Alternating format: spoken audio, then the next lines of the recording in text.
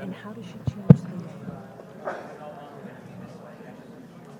So she can either Okay, I think that's what click it is. next or just, that's a highlighter as well, so it's on the screen. This is That how you, sounds so technical. do you want this in a stand or do you want to hold it, Louisa? In that. You want that? Oh, Yeah. okay.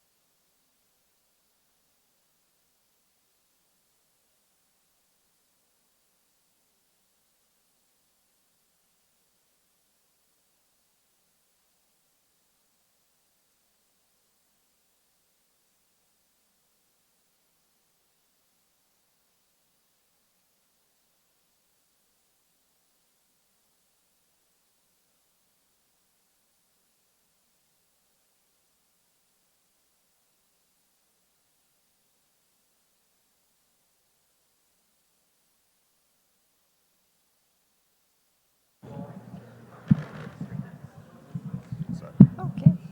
Welcome, everyone. We're about to get started, so we appreciate you being here.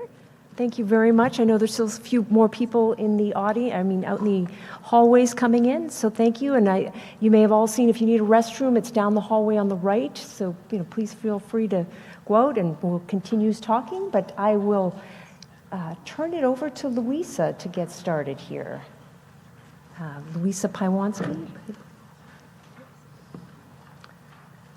All right, thanks, Ann.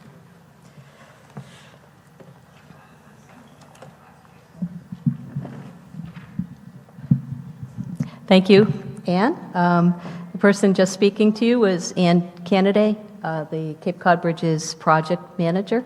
Good evening, everyone. I'm Louisa Paiwanski. I'm the Executive Director of Mega Projects Delivery at the Massachusetts Department of Transportation, here tonight with our team to talk about the Cape Cod Bridges projects for which we are responsible. I would like to acknowledge some of my colleagues here tonight from District 5, Sren, Derek, Brenda, John Theriot from our communications team, Craig Cashman from our intergovernmental affairs. You just met Ann Canaday. Also our consultant team, David Anderson, Alex Sue, Mike Bantam, James Barnack, Jill McLaughlin is right here in the front row, and Kate as well. If I missed anyone from our project team, apologies. Let's get into it. We are here tonight to share some of the details, a lot of details about the Sagamore Bridge project. We'll give you a quick update on Bourne, but as you know, Sagamore is funded and we are moving forward with construction. Project is moving on at a good pace, and we decided in our project team that it was time, given that construction is coming, to show you the details so you would have an understanding of how we are responding to some of your concerns, such as traffic, construction phasing, and how we are approaching the project so that we can get you a new bridge just as quickly as possible. The preliminary design consultant team is made up of several teams: HNTB, Stantec, Tetra Tech, Kevel, and Shadley. MassDOT has had over 100 state employees who have put their hands on this project, in addition to our mega projects team. So it is the largest project since the 1990s in Massachusetts. We take it very seriously. We are very committed to on time, on budget, and getting out of your way as soon as possible, leaving behind a beautiful new bridge, and we'll talk to you further today about it. First of all, I want to let you know that this is a formal public hearing. We've had a lot of success doing open houses, more informal meetings. This one is a public meeting, public hearing, which means after the presentation, we will open it up for comment. We are going to try to answer as many of your questions as possible tonight or respond to your comments. Others will take a little time for us to go back and think about and respond. And what we plan to do is bundle the comments, for example, those on traffic management, and write up responses over a variety of topics and post them on our Cape Cod Bridges website. So we will answer as many as we can live and on the spot tonight. But for those who are not able to be here tonight, we will summarize the comments we got and provide responses. We also have an opportunity at the end so that we can provide an frequently asked questions. We get a lot of questions on a repeated basis, so we will provide responses to those as well. And I will say that we're here in a spirit of openness. We want to hear what you have to say. We are very much aware that there are some concerns, and we want to hear about them, and we would hope that you will give us a chance to respond to them. Ultimately, our words are not going to persuade you. Our actions will persuade you. And we are here for the long run. So we're not going anywhere. We're going to be in Bourne for a long time. We look forward to open, respectful dialogue about the project, and let's get going. Okay, so here are some of the topics we're going to present tonight before opening it up for your questions and comments. The project purpose and need.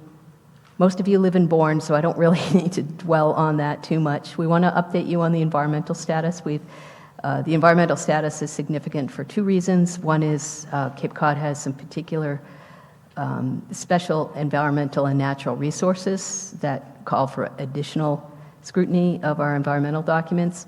And two, we cannot get the funding for the project secured and moved over into state accounts until we have the environmental process completed.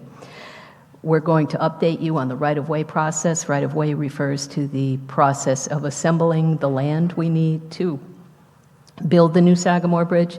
As many of you know, that involved the use of eminent domain to take land and properties.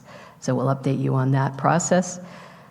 Traffic management, we know this is roadway design that David will lead to tell you the work we're doing not only on the bridges, but on the interchanges and local roads. That is critical to managing traffic during the construction phase and presenting you with a more sensible roadway network that allows you to make local traffic moves, go to your grocery store, dry cleaning, pick up kids from school, without getting pulled into the heavy regional traffic of people who are visiting Cape Cod. So we'll have more to say about that.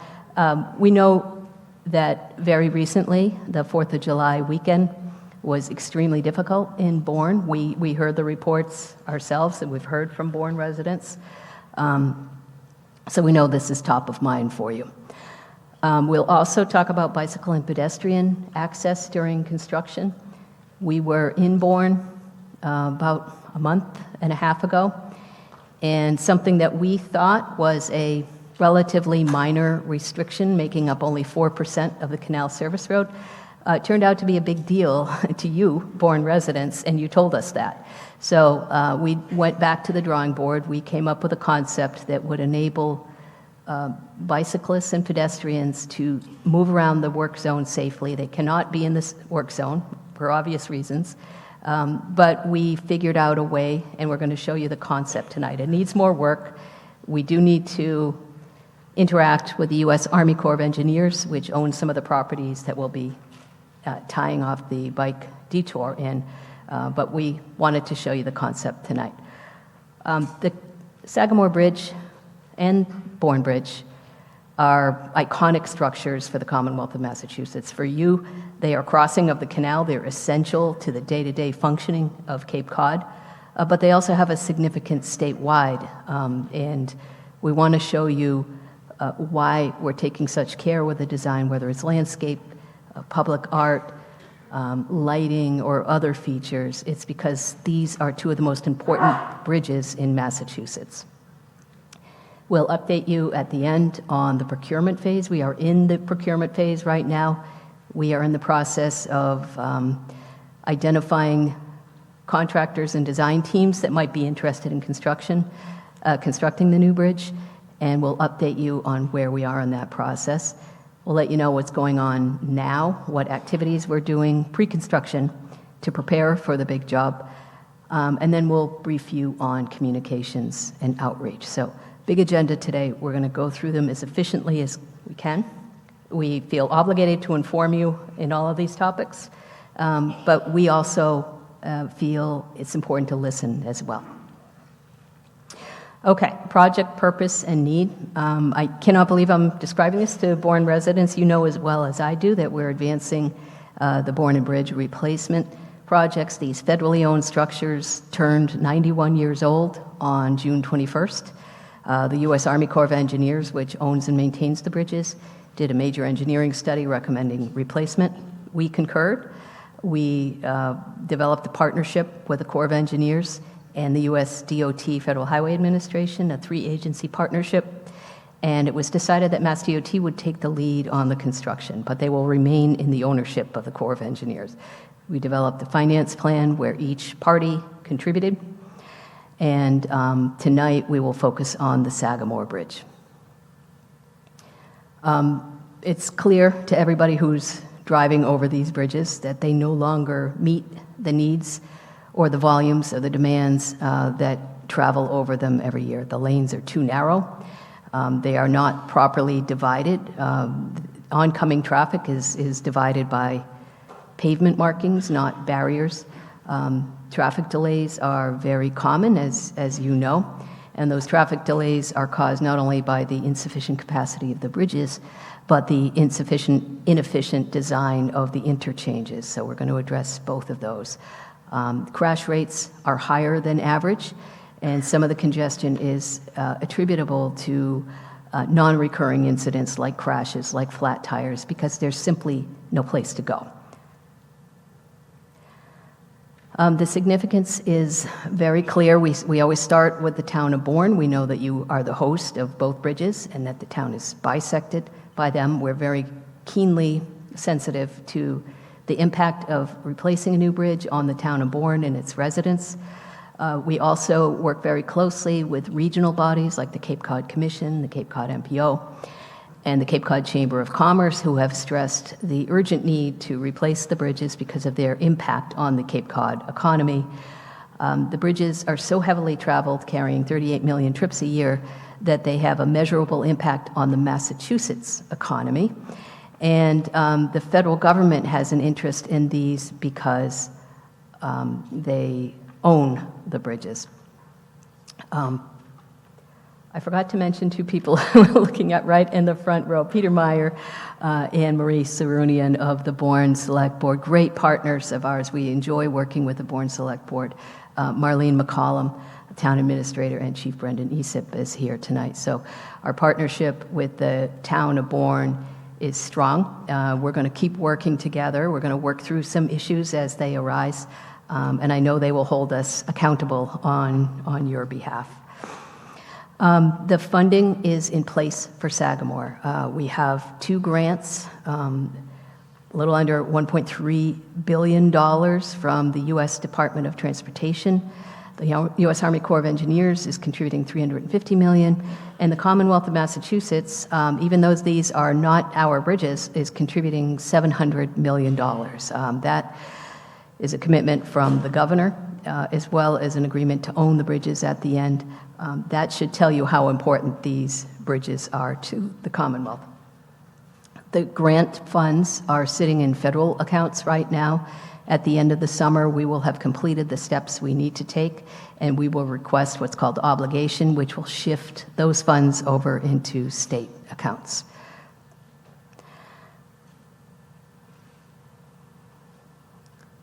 David, are you taking over the roadway design here? Nope. I'll give you a quick overview. As I mentioned before, the bridge construction involves significant road work. We'll have to reconfigure many of the ramps and roadways in and around the bridges. That's good news in the end because you'll have much more efficient ways of getting onto the bridge and crossing the canal. And if you're traveling just locally, your trips will be largely separated from the big regional movements going over the bridge. We'll have roundabouts and signalized intersections and a significant amount of bicycle and pedestrian infrastructure. We know that the bicycle and pedestrian travel is not only for recreational purposes. Many of you have told us directly that you use them to get to work or other destinations. So we heard that, and we will have a very large presence of bicycle and pedestrian infrastructure. So we'll be showing you in much greater detail. This is sort of a plan view or a bird's eye view of Sagamore Bridge, but we're showing it so you can see the extent of the work. It isn't just a structure over the canal, it is the roads leading to and from the bridge. Environmental status, I mentioned, critically important. We can't get the funds, we can't move forward with the project without getting some critical approvals. I'm pleased to report that we have received a certificate on the state environmental side, or the MEPA process, and we recently received a record of decision on the federal side. The level of environmental scrutiny at the federal level has not applied to a project in Massachusetts since 1991. So that is an indicator of just how big this project is, not only in size and scope, but in significance to the federal government. You will be able to look at the record of decision in early August when the Federal Highway Administration posts it to the Federal Register. Coming up this summer, we'll be seeking further environmental permits, but the two big hurdles, MEPA and NEPA, we have overcome. Right-of-way, there's been a lot of local coverage, media coverage of the use of eminent domain takings. As you know, we are taking 13 residential homes to make way for the new Sagamore Bridge. 12 of the 13 properties have been acquired by eminent domain, meaning these homes are now in the possession of the Commonwealth. I think 6 or 7 families have moved, and others will be moving this summer. There is one to go, and it is in process.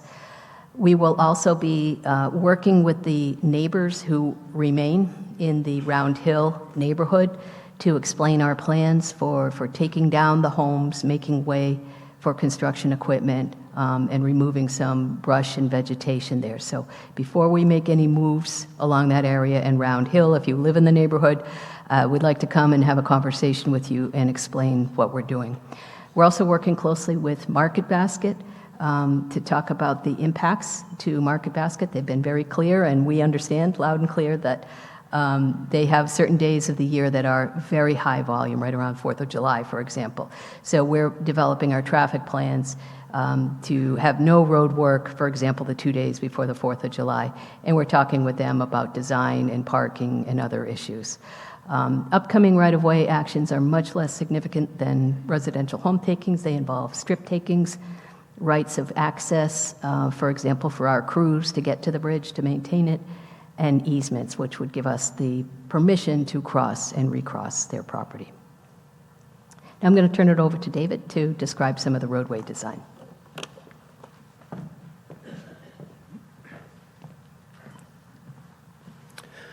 Thank you, Louisa. So most importantly, right when I start, I think it's important that everyone's aware that MassDOT's website hosts all the presentations from various meetings. And, I'll do the best I can to explain how the interchanges work here at this meeting. But you can always go to the website and you can also not only see, take the time to really understand how the interchanges work, but you can watch the evolution process, how over the years and having meetings like this and doing our open houses and listening to the public, the design's evolved a lot, and you can kind of watch that by seeing these presentations. So over the next few slides, what I'm going to do is just describe what the roadway work is, but I wanted to start with one of the most important things, which is the bridge work. And what's most important about it is, right where that red dot is where the proposed bridges will be. And as you can see, they're offset from where the existing bridge is. And why that is so important is it allows the existing bridge to remain in service during the construction process. So barring any unforeseen circumstance where some maintenance activity is required on the bridge during the construction, 2 lanes in each direction will be open at all times across the canal, whether that's on that existing bridge or on one of the new bridges that we're going to construct. Now, what happens is, because we're relocating the main line, it also provides us an opportunity to improve the roadway geometry, and it does necessitate some additional work as far as how we make the connections between Route 3 and Route 6 in the local roadway network. The other thing I would say is, while we're on the north side of the canal, on the mainland side, I should have mentioned on the last slide, you can see up here the north arrow is pointing to the right, so that's going up towards Boston. And on this image, that's Scenic Highway turning into Meeting House Lane, running up and down the page. This interchange was reconstructed not that long ago, and a number of improvements were made. And as a result, for the user of the interchange, a lot of how you get around is going to be the same as it is today. What will be different, though, is in the existing condition, as you come over the bridge and you're headed north, like going towards Boston, there's a ramp immediately after the bridge that comes down next to the park and ride, connects with Meeting House, and goes out towards Scusset Beach. That ramp's going to be carried across the bridge, and it'll come over here, and there'll be opportunities to either come into State Road, go up State Road towards Plymouth, or come this way and down to these roundabouts and head out towards Scusset Beach. And then, just as it is today, there's another ramp that will loop around like that, and the connections on Scenic Highway on the west side will operate as they do today. Now, one thing I did want to mention, you're going to hear a lot more from Alex later in the presentation around traffic management during construction. And one of the things that we do when we're preparing the request for proposals, which will go out shortly, is we put all kinds of requirements in there, performance requirements that the contractor needs to follow about keeping lanes open to traffic and identifying specific times when it may be acceptable to take a lane out of service, such as during the night. So when you think about how all this work gets built and you look at these two roundabouts, one thing I'll say first is MassDOT did go through a process, intersection control evaluation is what they call the process, where they look at the geometry, they look at the traffic volumes, they look at operations, and go through a process to determine what's the best way to control the intersection. And at these locations, these roundabouts rose to the top as the way to best process traffic here. And what's envisioned during construction is that the design builder would be implementing this work over stages, always having the traffic being able to flow, likely using temporary traffic signals in order to manage the traffic during construction, and work their way through the process until they get to the final build decision, final build condition with these two roundabouts. And the other thing I would mention is MassDOT has an obligation when they release this request for proposals that they've thought through how, based on the restrictions identified in keeping lanes open, is there a reasonable, practical way to actually get it done? We've determined there is. That's going to be in the RFP, and that's what all the proposers are going to see. Now, it's entirely possible that the proposers have refinements to that they may have different ideas that could make things go quicker, but they're still bound by those requirements of what lanes need to be open and when they need to be open. The other thing I'll mention on the north side of the canal, and we'll talk more about this later in the presentation, and again, this falls into what I was saying earlier about how the design has evolved based on public input. The limits of work have been extended. They were formerly somewhere in the area of Brigantine, and they've now been extended down to the Herring Run Recreation Area, and that was to allow for a bicycle and pedestrian detour to go around the work zone, and that's something that we'll be talking about more later in the presentation. Now, this image, it's important to notice where the north arrow is here. We're still on the mainland side, but the north arrow is now going to the left, so kind of looking towards the right, that's towards Cape Cod, where the canal is. And this is intended to provide kind of a 3D rendering of what things will look like in the final condition. So you can see the park and ride lot is over here. This is the new overpass, so that's going to be a new bridge carrying Route 3 over Scenic Highway. There's those two roundabouts we were looking at, and then those ramp connections. And as you can see over on the west side of Route 3, these connections where the ramp comes in, how Church Lane is configured, and these ramps here, it's all very similar to the existing condition. So we're now moving to the south side of the canal. So down here in the lower right, you can see the north arrow going to the right. And this is the bridge here. Again, I point out the bridge is going to be offset from the existing bridge. And some of the key things you'll see that are different is Cranberry Highway, which currently essentially terminates right here with the ramp going up onto the bridge and the off-ramp coming in. It will now extend through under the new Route 6, connect up with the Market Basket driveway, and go all the way through to the Mid-Cape connector. And I should also point out right here is the Market Basket. The Market Basket is not going anywhere. It's staying there. There'll be access to it throughout construction, and MassDOT is coordinating directly with Market Basket on a regular basis. I will note that smaller strip mall out front closer to Route 6 is required to be demolished in order to do the roadway realignment. So now I'm just going to zoom in a little bit. So this is that connection that I just referred to. The other thing I'll note is in the existing condition, when you come down that westbound off-ramp, if you're coming down that ramp and you're desiring to go towards the Bourne Bridge, you have to come down Cranberry Highway to Ben Abbey, back down to Sandwich, drive past Keith Field, and keep going. And as Louisa mentioned earlier, one of the things that we were striving to do was to separate the local traffic from the regional traffic. So with the proposed design, you can come off that westbound off-ramp and then make a decision which way you're going to go. If in fact you're intending to go down to the Bourne Bridge, you could just go through the roundabout through this new connection between Cranberry Highway and Sandwich Road, and then continue on towards the Bourne Bridge. So all that traffic that was using those local roads, including Ben Abbey and Sandwich and going by the ball field, they will not need to do that anymore. Similarly, the traffic that would come from the Bourne and would go up Adams Street to get on and go over the bridge, that traffic can now take the Mid-Cape connector, come around, and this is a new ramp that will go under Route 6 and then come up and merge with Route 6 going back over to the mainland side. That'll be a much longer ramp, a much safer ramp, and will definitely be an improvement. And then this is a 3D rendering of what it may look like. So the north arrow is to the right, is the canal and the new bridge. And you can see how the new bridge is not going to be as steep as the existing bridge. It's going to be flatter. That means this roadway is a little higher at this location, and it just naturally provides the difference in elevation so that that Cranberry Highway extension through to the Mid-Cape connector can be implemented fairly easily. And this is the new connection I referred to between Cranberry Highway and Sandwich Road. And now I'm going to turn it over to Alex to talk about traffic management during construction. Great, thanks, Dave.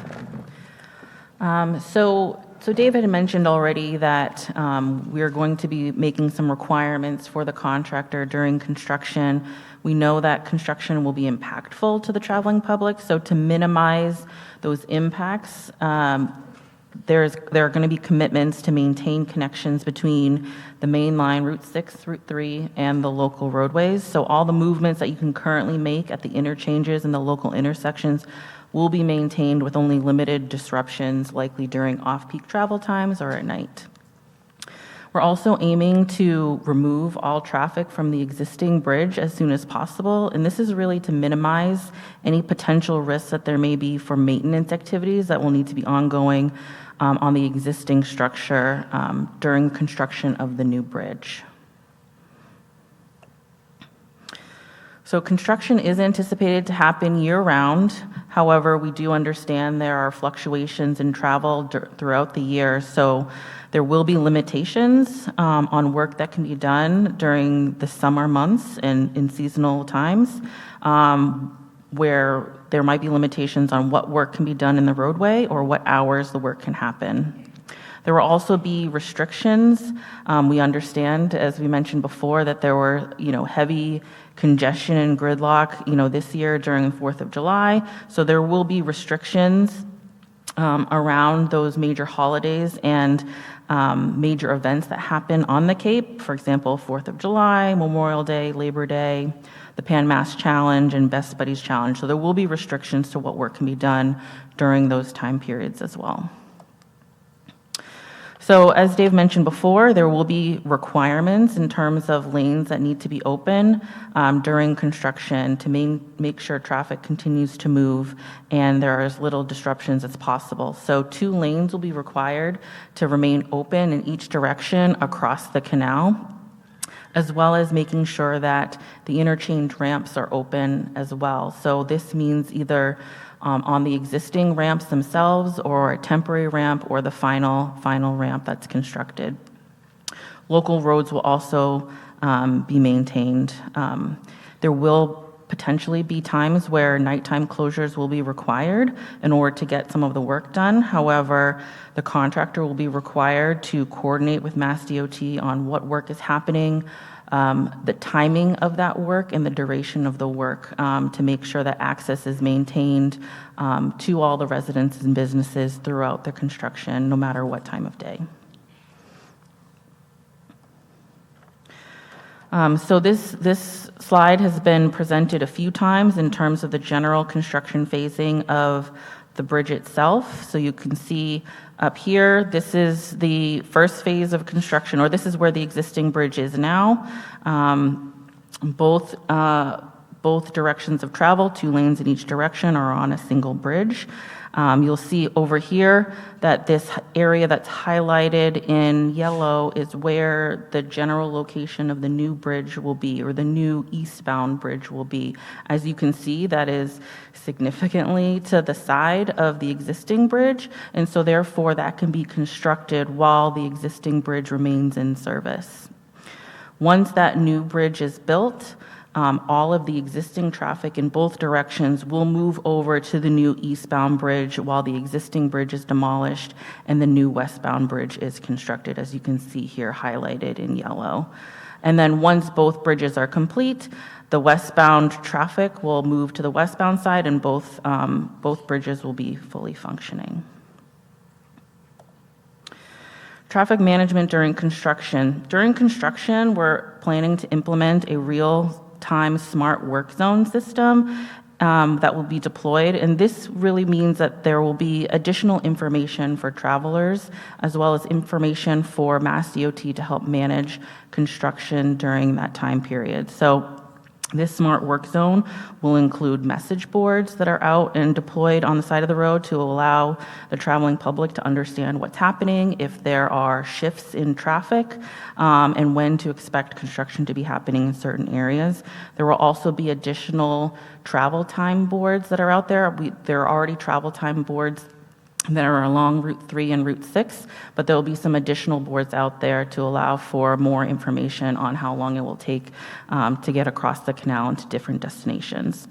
And there will also be continuous monitoring through several of the different roadways and interchanges throughout the area, and this is really to make sure that we can understand what's happening with traffic throughout construction. If we see any shifts in travel patterns that we need to mitigate, we were able to do that by understanding if there are major shifts in volumes on certain ramps or on local roadways or on the main line. We're able to make adjustments as we go. There will be coordination throughout construction with emergency responders, police, and the local agencies as well. There's going to be requirements for a communication plan. The contractor will have to develop a communication plan that says when certain construction activities happen, how that communication is going to be displayed to the public, as well as the emergency responders and the locals. There will be also coordination with the local navigational mapping services like Waze, Apple Maps, Google, and whatnot to make sure that they understand what work is happening so that they can update their mapping services as the construction is occurring throughout the area. Again, there will be public notices as well as provisions within the contract documents for quick clearance of any incidents that happen along the roadways. So there'll be provisions for supplying tow trucks to make sure that if there is an incident or a breakdown or something on the bridges, they're able to clear that as soon as possible to get traffic moving as quickly as possible. And then also just wanted to mention that MassDOT does have ability to suspend any construction operations if they deem that traffic impacts are too great and we need to come up with a better solution to keep traffic moving. And finally, I wanted to kind of mention that we know that the construction of the bridges will take some time, and there are many components of the bridge that will be happening offline. So we do expect that there could be elements of the bridge that can be prefabricated in order to have them constructed quicker and offline and out of the public way. There are also provisions to allow for incentives as well to make sure that if the contractor can find a better way to build the bridges and the interchanges quicker, we're going to provide incentives to make sure that they are incentivized for getting off the road and getting out of the public's hair as soon as possible. And I will turn it over to Dave or Louisa.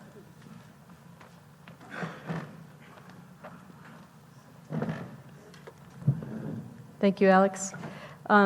Before we turn to the next topic, I would like to acknowledge the entire Bourne Select Board, Melissa Ferretti, in addition to Anne Marie, who we mentioned before, MJ Mastrangelo, Peter, who we acknowledged before, and Jean Azarovitz.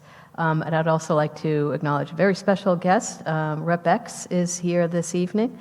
Thank you for coming, Rep X. Rep X is very involved in this project. I hear from him nights, weekends, anytime, always advocating for his constituents. So we're glad to have you here today, Representative. Bicycle and pedestrian access during construction has come up fairly recently, and it's generated a lot of comment from Bourne residents.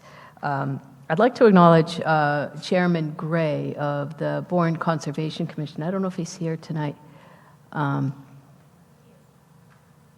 Hi. Thank you for coming tonight. Chairman Gray, during Conservation Commission hearings, let us know that there was a lot of local concern about our proposal to restrict access to the work zone during the construction of the new Sagamore Bridge. And when we came to talk about wetlands issues, some citizens went beyond that topic and told us directly how strongly they felt that just cutting off that access was not helping them at all. In fact, it was making their lives more difficult. And that's what made us go back to the drawing board. We heard very clearly for it. So I'd like to thank Chairman Gray for creating that forum for us. We,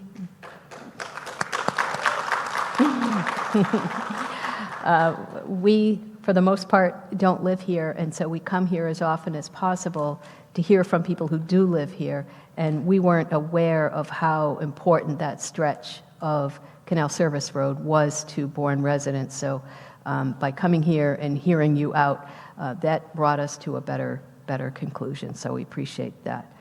And I'm going to let David describe our new proposed detour. I want to emphasize, though, this is a concept that requires a lot more work and much more coordination with our colleagues at the U.S. Army Corps of Engineers.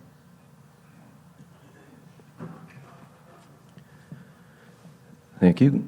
So I think the first thing is to just mention these purple areas here are the construction work zones.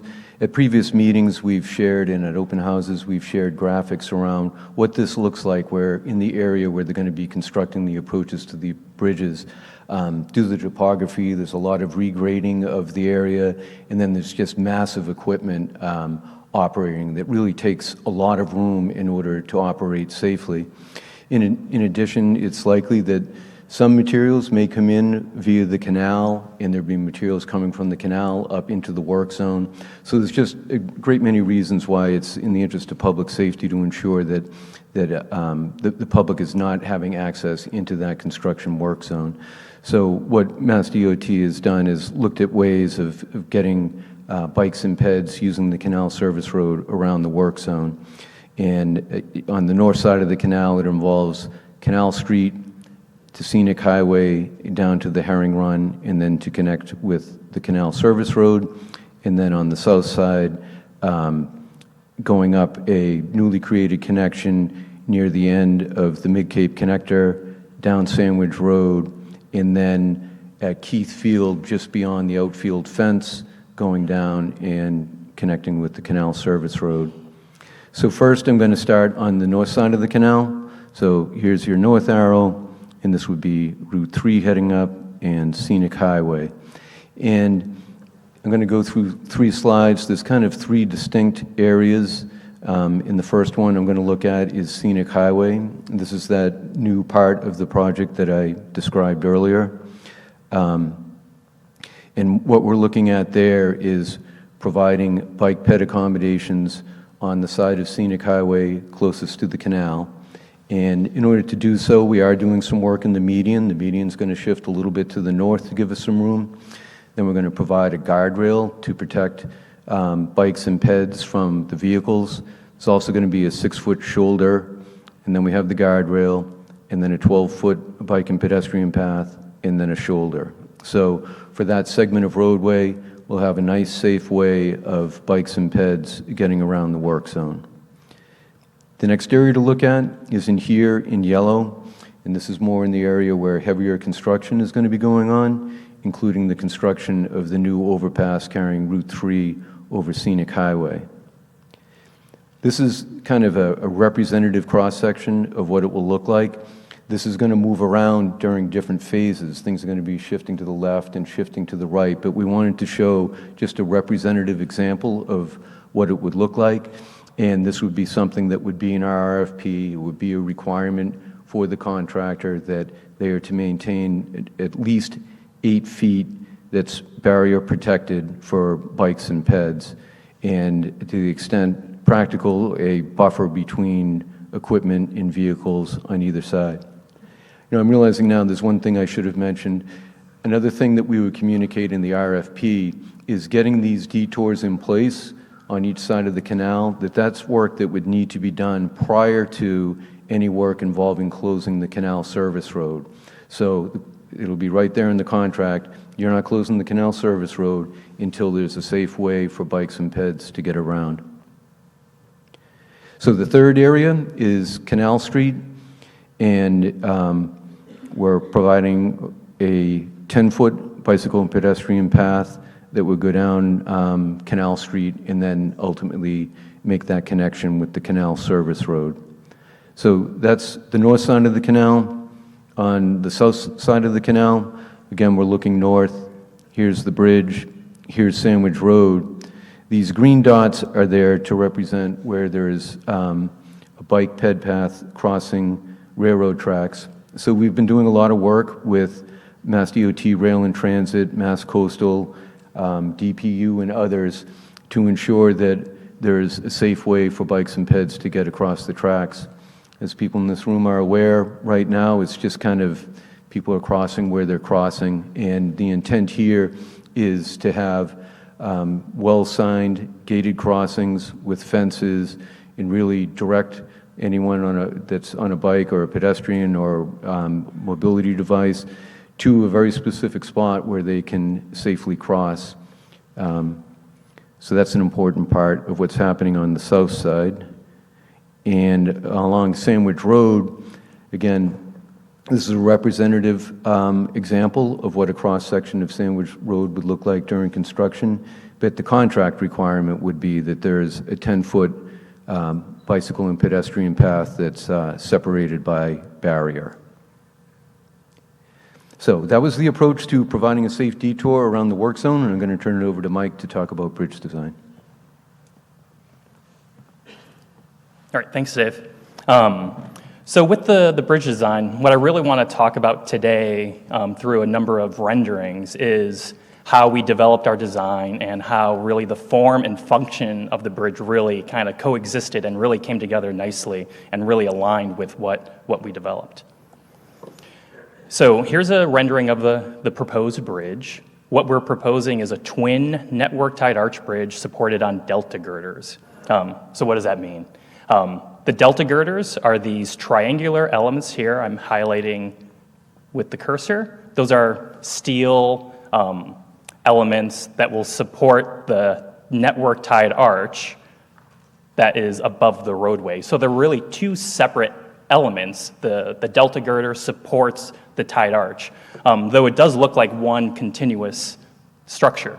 And we chose this primarily from public input, which early on in the project, we developed three different bridges that would be feasible at this location. We put that out to the public, and it was a resounding favorite was the one here on the screen.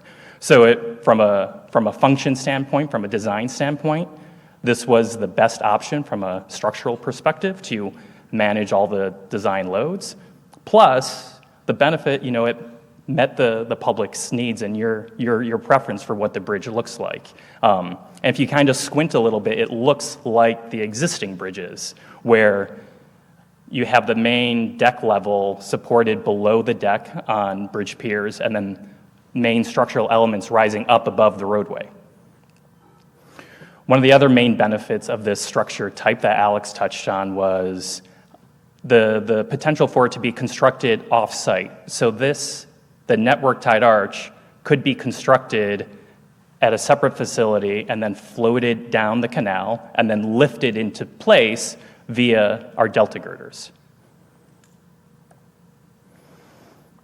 This is a view along the roadway looking at the two arches. You'll notice that there's twin arches. Our intent is that there will be symmetrical arches, one carrying on Cape traffic and one bridge carrying off Cape traffic. You'll also notice we have some aesthetic features of the arch. The main arches are inclined. We call those basket handles.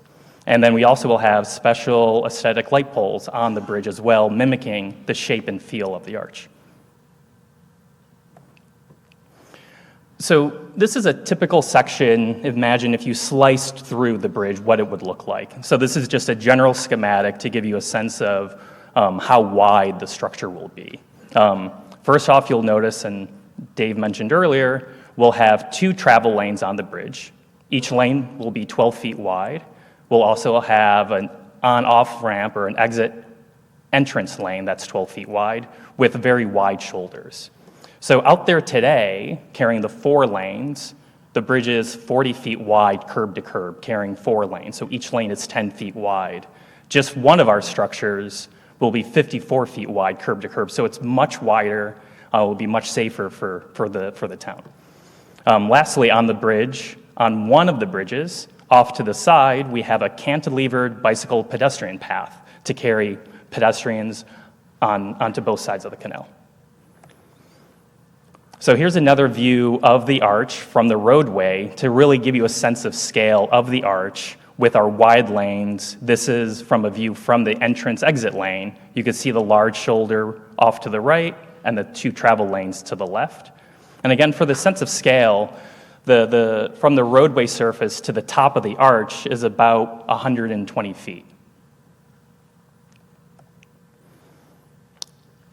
Off to the side of one of the arches will be a cantilevered bike and pedestrian path that I mentioned before. It will carry bi-directional bikes separated by this yellow stripe, and then a sidewalk adjacent to the canal. We'll also feature an overlook at the midpoint of the canal and at both of the bridge abutments, not shown here. So that will give users a chance to take a rest, view the canal, and view the landscape. What we also are showing, or will be providing, is a mesh screen along the entire length of the canal. This will be a screen that will limit and make very difficult to climb, but also be transparent enough to not hinder views of the landscape. We know from talking to the town, this mesh screen is very important, and it will really reduce the capability of individuals to do harm to themselves along the canal. So this is a view of one of our canal piers. We located our canal piers just along the shoreline, So the existing piers are a little bit more into the canal than what we're proposing. So this shifts them completely out of the navigation channel, which reduces the potential for big vessel strikes, which we saw down in the Key Bridge in Baltimore. Thank you. You'll also notice we have some aesthetic features of our piers as well that mimic those delta girders we saw earlier. Also not shown here, below the ground, supporting these massive bridges, will be foundation elements that will be drilled all the way down to bedrock, about 150 feet below the ground, supported on massive, we call them concrete drilled shafts. They'll drill a large hole, remove all the sand from it, and install casing and reinforced concrete, and that will ultimately support the bridge for all of our seismic earthquake loads, wind loads, and the massive vertical dead load of this structure. Another view of the canals, the piers, this is from the canal service road. You could see here, around the pier will be a viewing platform that will be easily accessible to the public. You'll notice it's at the same level as a canal service road, so families with strollers or kids on scooters or other individuals, it will be very easy for them to get from the bike path onto this platform to go view the canal. One other element of the bridge is the aesthetic lighting we're proposing. We had lighting experts on our team come in to develop a lighting scheme to really highlight the main structural features of the bridge. And you'll notice we show some very soft accent lighting of the delta girders, the main arch, the voids within the canal piers. And the intent of this was to really match the location where, we're not in Boston, we're here in Bourne. It's not a very well-lit area to begin with, so we were focused on having a low-light type of aesthetic lighting to really match the local feature. Lastly, with the lighting, it comes with LED technology, so the lights, they could change color. If you've ever been in Boston at night, the Zakim Bridge sometimes changes colors depending on the time of year or what's going on in the city. The similar type of technology could be employed here. Here we're showing purple, so maybe Bourne graduation night, they're going to highlight the bridge in purple. All that being said, our bridge team really took a lot of time and effort thinking about the aesthetic features and the design features of the bridge. And what I said at the beginning, the form and function of this bridge really came together nicely to what we show here today. And with that, I'll turn it over to Louisa.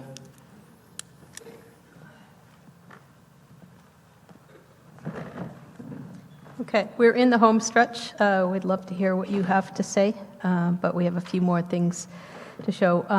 When we talk about the aesthetic lighting, architectural elements, and we're about to talk about landscape design, we take seriously a few things. One is the need to be efficient.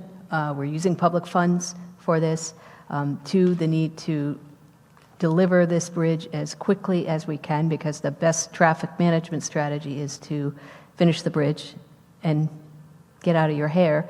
But we also take very seriously the fact that these are iconic bridges for the Commonwealth of Massachusetts. They matter. They're two of the most important bridges in the state. And so we take seriously the fact that they will be used and belong to the people of Cape Cod.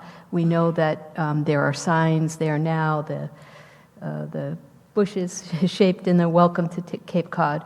We wanted to create a sense of arrival for the millions of visitors, but especially for you to know that you're in a different place.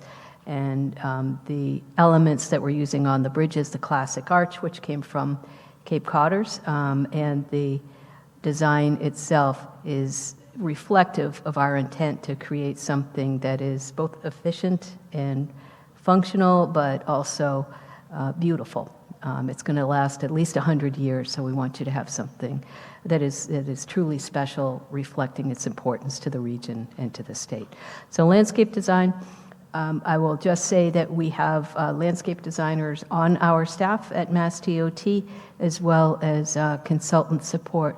We want to make sure that we're not creating a concrete and steel wasteland, so our designers, landscape designers, have made careful study of types of vegetation that match the area and create that sense of being in a special place. So there's going to be a lot of work done in that area. It's the landscaping design is something that we intend to share with the public. We'll work with our colleagues at the town of Bourne to set up some meetings so that you can get some more direct view of the landscaping plans and give us your input.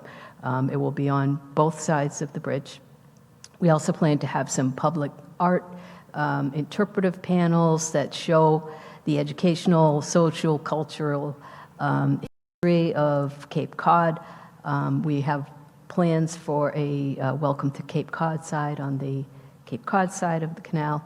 And we'll be, again, working with the town and with students in the area to develop art pieces that can be cast directly into the concrete on the bridges and the overpasses. So we'll be asking the local artist community to help us, but this is not one of our strengths, we will acknowledge. We can design a beautiful bridge, but the art on it is probably best left to others, people who are artists, and we will welcome any input from the artist community. Quick update on procurement. We have to go through a very significant process to procure a design-build joint venture, a team of designers and contractors who will build the bridge. We started that process in March. We issued a request for letters of interest. In other words, throwing open the doors of the project and saying to the design and contractor community, who's interested, who's in? We had a information session in April, and we got 99 firms to show up, so there is significant interest in building this bridge. We sent to the respondents something called an RFQ, or a request for qualifications, in which we asked them to prove to us that they're qualified. Not only they are capable, but they have the capacity, financial, personnel, equipment, many other features that we take a very close look at. And after we scrutinize the qualifications, and those are due July 28th, so coming up, we'll spend the rest of the summer winnowing out some of the respondents and picking the 3 to 5 top-rated, qualified contractor designer teams. We will invite them in September by issuing a request for proposals, tell them to show us their proposal for building the bridge. As David mentioned earlier, we will be challenging them to issue us alternatives to our planned approach to construct the bridge. And we're telling them very clearly we're focused on time savings so that we can finish the bridge, take existing Sagamore out of service as soon as possible. So come September, we expect to have obligated the $1.2 billion in federal grant funds, shifted them into state accounts, and started the process of final selection of a design-build contractor. That is going to be an intensive process, and it's going to be time-consuming because it's really important that they fully understand what our plan is. And we're going to be offering them incentives to come up with alternative plans, alternative technical concepts with a focus on time saving. So here we are in the process. The reason we're using the so-called design build process is because it skips a step. We don't do design build, bid build for this project. Design build is a time savings. It allows an opportunity for interaction between MassDOT and the design build team. It helps them, helps us. It opens up the doors for a more innovative approach in which we do not tell them, you must build it this way and this way only. We kind of open up the doors and say, what's your idea for saving time? So it does bring in the contractors and designers into conversations with MassDOT, and we will provide financial incentives for them to come up with some great ideas. So we're in this process with the procurement. We will complete the design and then get into construction. We expect to issue a notice to proceed, which formally notifies the team to start construction in late 2027. What you can expect in Bourne when that happens, probably some sort of acknowledgement or ceremony for it, but you can expect the contractor to start moving around on the site. You'll see equipment, you might see some clearing of vegetation, you'll see some activities. The really big heavy-duty activities you'll see in the spring of 2028. So that's what you can expect, and we'll be coming back again and again over the next year and a half to explain what's going on and where we are in this process. So where we are right here, as I mentioned, we had a request for letters of interest. They were due May 27th. 2 days later, we issued the request for qualifications. They're here, and we expect to get substantial interest from the community. As I mentioned, we will be shortlisting starting in September. So lots of work ahead, but we have made a lot of progress so far. What's happening right now, we have foundation load tests. If you travel over Sagamore now, you will see cranes on either end. You will see, so I'll show you a picture of what you can see. These sticking out of the ground, these piles. What we're doing is essentially testing what's going on underground, exploring subsurface conditions, finding out where the boulders are, how much pressure the soil can withstand. You heard from Mike that we have a huge foundation on the bridge that is essentially holding up the bridge. It'll be drilled 150 feet into bedrock. So what we don't want to have happen is a contractor goes out and starts drilling these shafts, hitting a boulder, hitting unexpected soil conditions. When that happens, when that happens in construction, when something unexpected happens, it gets expensive in a hurry and it delays the project. So we're doing that on behalf of the future contract, and we're going to identify where the problems are and alter the design so that contractors don't have any surprises, expensive surprises in the field. So that's why you're seeing cranes at either end of Sagamore and around the canal, right around the Sagamore Bridge. Other activities that are ongoing, we're continuing to refine the preliminary design of the bridge. We're continuing to seek federal, state, local permitting. We're conducting borings and field survey. You may see some of our crews out in and around the canal area. We're again looking at what's underground. As you can imagine, when bad things happen underground, it's even more expensive. So we're spending a lot of time looking at what's underneath the soil. And the right-of-way or eminent domain process will continue, as I mentioned. No more home takings, but some strip takings, smaller takings, and easement. And then we will continue the process of procuring a design-build contractor. Finally, we spend a lot of time here as often as possible communicating with Bourne residents as well as Sandwich, Plymouth, Hyannis, wherever, Nantucket, wherever invited. These are just some examples of recent opportunities we've taken to communicate with the public. Senator Fernandez has a quarterly Cape Cod Bridges Forum, and we were here in April. The next one is in August in Mashpee. We have met regularly with the Bourne Select Board as well as the town administrator. We've met with the Plymouth Select Board, the Cape and Islands Bridges Coalition, which is an offshoot of the Cape Cod Chamber of Commerce, holds quarterly updates. We also meet quarterly with the Cape Cod Bridges Advisory Group, historical societies, neighborhood associations. You invite us, we will show up, and we'll be happy to brief you on the bridge project.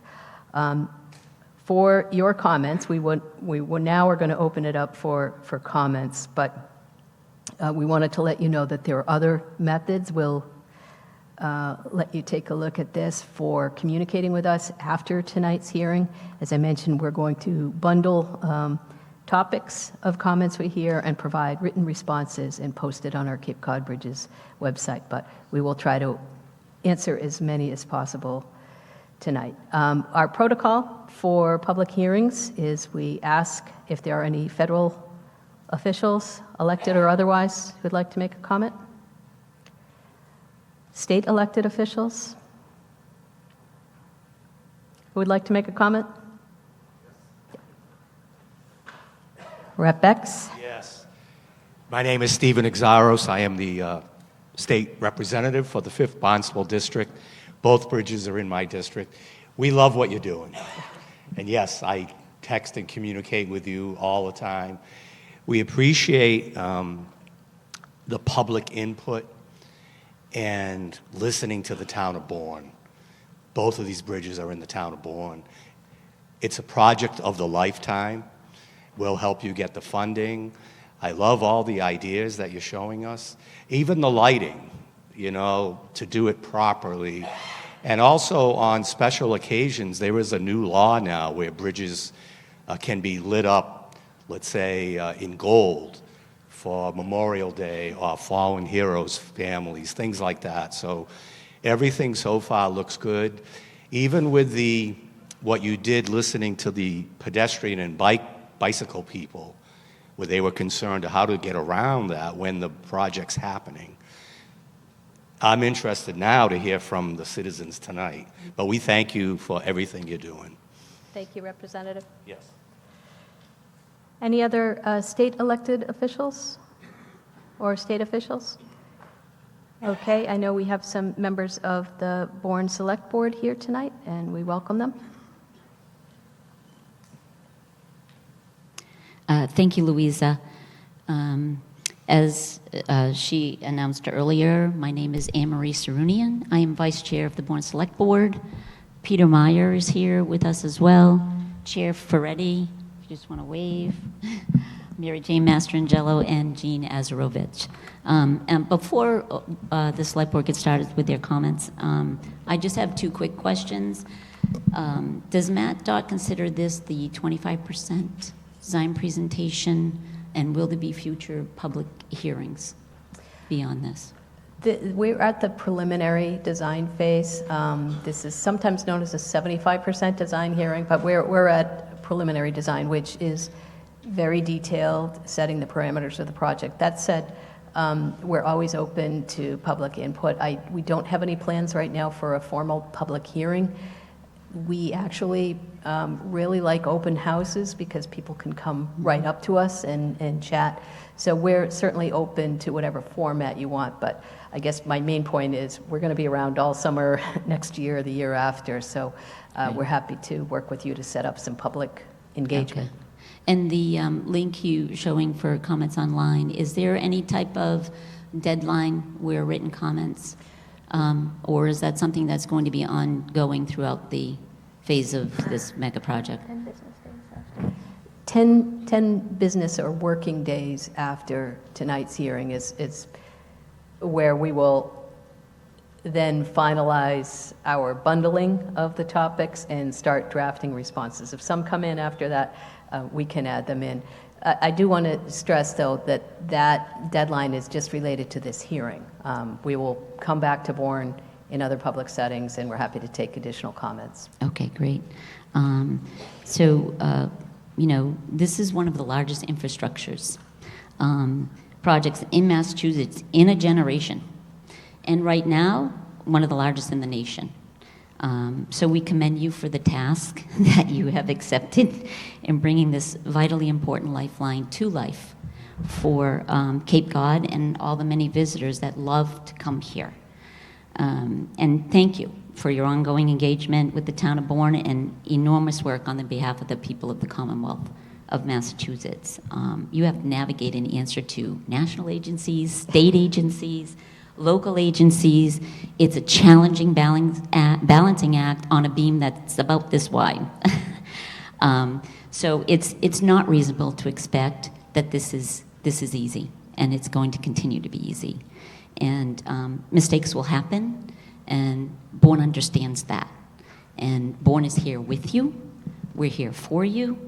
We are in this together, and we're ready and willing to and able to engage. And we're committed to continue working together to address the needs and concerns of our community. and how we can assure each other that throughout the construction phase and years after that, it's not just about construction, it's about the years after that, that Bourne, our community, is better than okay. We need to be better than okay. And if Bourne's better than okay, then Cape Cod is better than okay. There's angst, as you know, amongst the residents of Bourne that their quality of life will suffer during this project. For some, it has already, and it will, but let's work together to minimize that as much as possible. So I'd like to highlight some of the concerns, and I think it's important to reemphasize some of the concerns that have been addressed in this in your PowerPoint presentation, so that there can be a connection, or that they see that there is a connection and that you understand it and recognize some of our concerns. And we will send a more detailed document in writing in the future. So let's talk first about public safety. So we need to work together to ensure that there will be uninterrupted emergency access during all phases of construction, while maintaining reliable routes for emergency vehicles, mutual aid services, hospital access, and any type of evacuations. Contingency plans for bridge closure and major traffic incidents that coordinate emergency response plans with us and our neighboring communities. Traffic and mobility. Minimize construction-related traffic impacts, and you've seen it up there on Route 6, 3, 25, local Bourne and Sagamore roads, and address concerns with increased cut-through traffic in residential neighborhoods, school bus routing, and that summer detour congestion. Who's going to be the point person for traffic management? Have you thought about not having deliveries during peak hours, especially that 2.5-hour block of time in the morning and afternoon, getting our students to school? There will be no tardies on their record of attendance. Principals will not be calling MassDOT. Preservation of established neighborhoods, particularly those that are around the construction zone, right? Residents need unobstructed access to their homes, and we need MassDOT to interface with all those traffic apps, Waze, Google Maps, and any other ones that are out there. We need to keep the regional through highway traffic, that traffic on the highways, and not creating gridlock in our neighborhoods. There's concern for excessive noise, dust, and vibration amongst residents close to the construction zone, and the impact of their health and well-being because of it. Some of the environmental concerns that have been expressed over the last select board meetings and from the public: protect the canal and its coastal resources.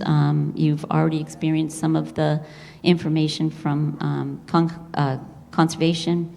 Ensure sustainable construction practices.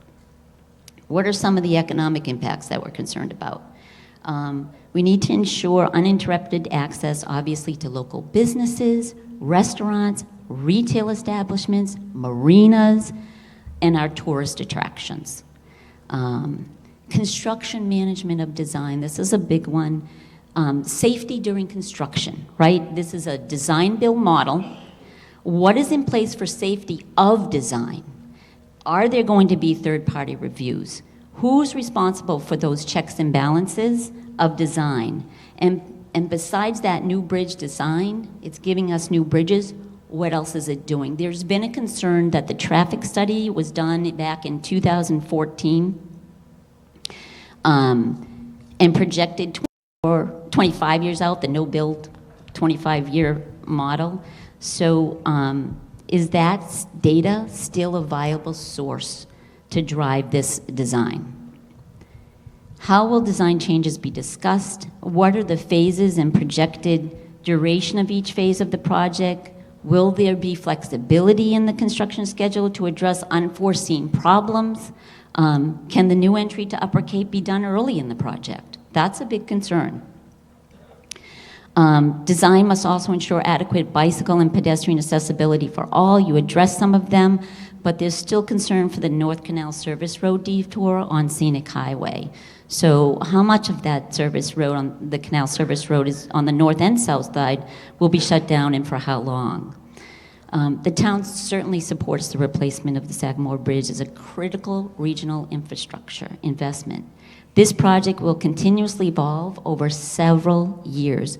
We need to have a pathway to ensure this project maintains public safety, minimizes impact to residents and businesses, protects environmental resources, and ensures meaningful collaboration with municipal officials throughout the duration of this project. And we have started that path. We need a pathway of communication and a pathway to address these concerns. We certainly need a meeting of the minds at the local level with us, with you. And the Select Board feels strongly that engaging in a formal memorandum of understanding will help to accomplish just that. So I don't know if you know of the legendary American architect and urban planner Daniel Burnham. He left us with an iconic call to action. He said, "Make no little plans, they have no magic to stir men's blood, and probably themselves will not be realized. Make big plans, aim high in hope and work, remembering that a noble, logical diagram once recorded will never die. But long after we are gone, will be a living thing asserting itself with ever-growing insistency. We want to make big plans with you and help you aim high with this project. But we have also seen and learned a lot from the history of that occurred with American highway construction since Mr. Burnham delivered his London address in 1910. We do not want to relive the mistakes of Robert Moses and highway projects that divided people and communities. Bourne's already divided by a canal. This project is our chance to knit ourselves back together in a better, safer, more humane way. We're excited about this chance, and we want to make this project an enormous success for everyone, but especially for the town of Bourne, for the people of Bourne and Cape Cod. So thank you. Thank you for giving us this opportunity, and I'm not sure if Peter Meyer, my colleague, has additional comments he'd like to make.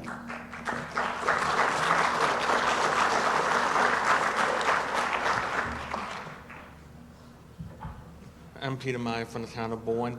I have been working with the people on the stage for over 3 years now in one capacity or another.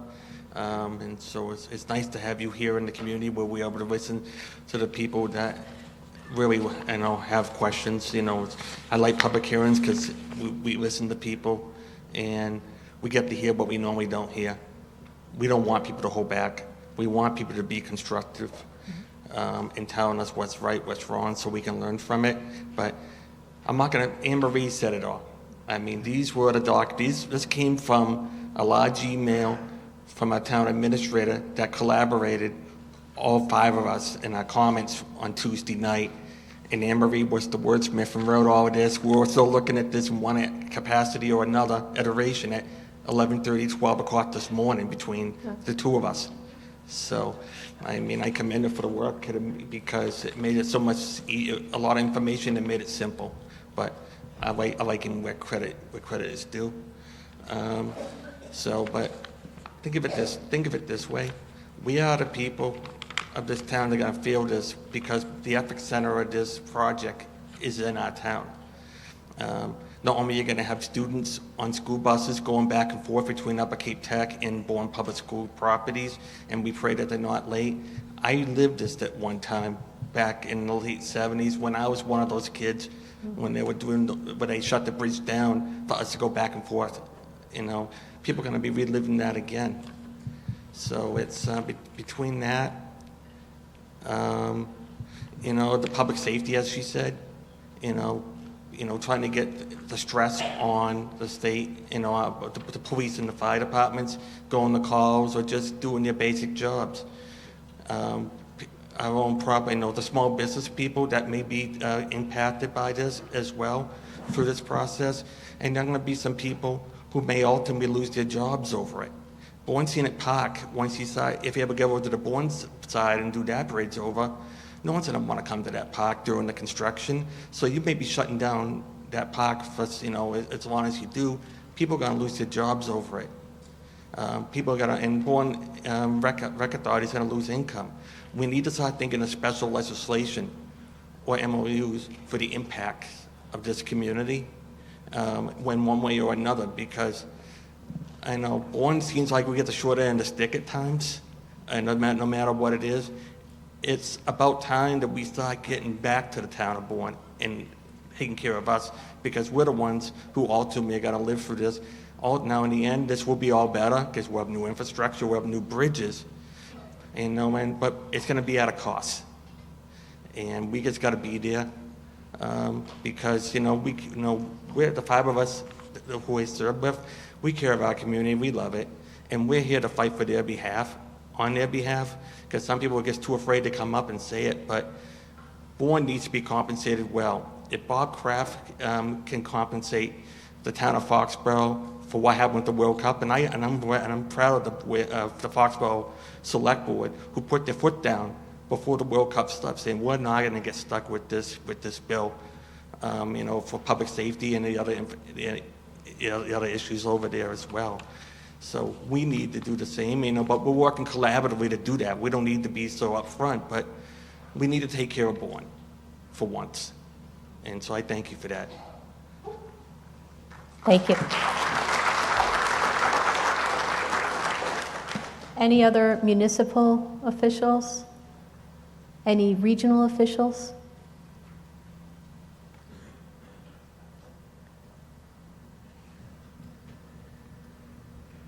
Hi, Peter Bertling. I'm the Community and Economic Development Planner for the town of Barnstable. And I'm here because, this is happening in Bourne, but it's going to affect all 15 towns on Cape Cod. So piggybacking on the select board members, I'm wondering if instead of inviting you to come speak to groups, if the municipalities can be included in regular updates and be able to establish a formal process to report back to you the concerns from our business owners and organizations, the economic impacts that are occurring because of the bridge construction throughout the whole process and not just after the fact. Also, you're talking about incentivizing early completion. I'm just wondering if you've incorporated local hiring incentives or targeted workforce development programs for local contractors, tradespeople, and workers into this procurement process.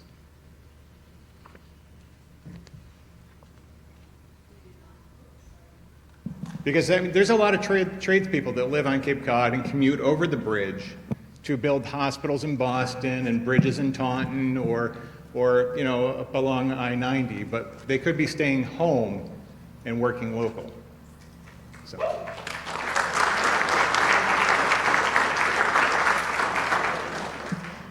If I may briefly respond to the outreach to all 15 towns on Cape Cod. We have recently presented on more than one occasion to the Cape and Islands Municipal Leadership Association. I believe the Cape Cod Municipal, I think it was the Town Administrators Group in Barnstable, as well as Martha's Vineyard virtually and Nantucket on Plate. So those are great opportunities to make sure we're reaching all, and we're also interested in expanding our reach as well. So I work under our town manager, and he forwards me the emails asking me to attend these. So that's why I'm asking. Great.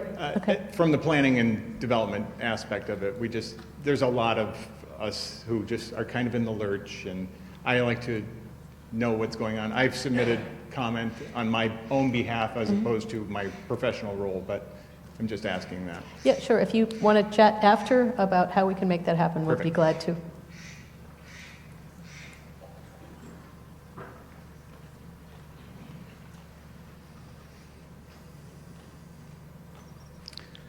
Good evening.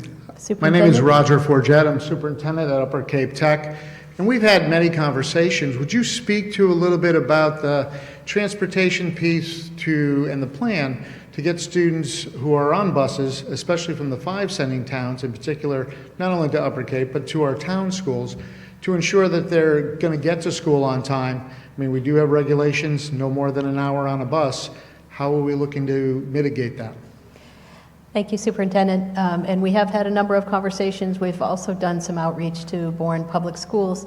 The big picture answer is that we, as you heard, we're going to keep roads open during construction. The bridge is being built next to the existing bridge. No existing roadways will be closed until the new ones are open. We are planning to start, as David said, we're going to start with the contractors, not allowing them to shut things down before the new facility is open. However, we understand that there are special concerns, especially about the timing of arrival and departure from the schools. So we'll continue to engage with you to make sure we understand what your particular needs are at Upper Cape Tech and Bourne Public Schools as we finalize our traffic management plans. And we appreciate this partnership and open conversation. Piggybacking on this, Enbridge is coming in, they're doing a mole shot underneath the canal with the new gas line that's coming in with the meter stations on both MacArthur Boulevard and then all the way across over by Pave Path. Possibilities of opening up Canal View Road that runs completely along the backside with the base for traffic to mitigate some of the traffic and problems that we have on Sandwich Road, and certainly access for both the schools and businesses now to go out the back way to get immediately onto MacArthur Boulevard or Route 6.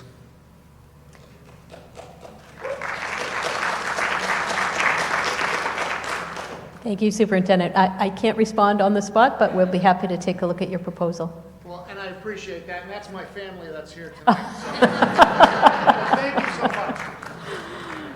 Had I known, I have a large family myself. Thank you, Superintendent.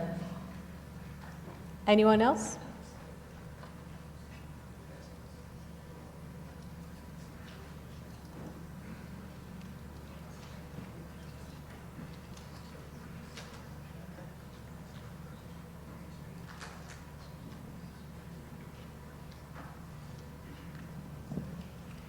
Good evening. My name is Susan Barachini. I live in Pocasset. When you're referencing the designers that you want to collaborate with, are you talking about specifically design firms that are on Cape or on the Vineyard or on Nantucket that are in the region with local knowledge? Because it's a huge step backwards if these are designed from a firm that has no local knowledge, and then it has to be reviewed by local people who can say, yes or no, you have no chance in that, or this is really helpful. I'm just curious about your outreach to local firms for this. Thank you.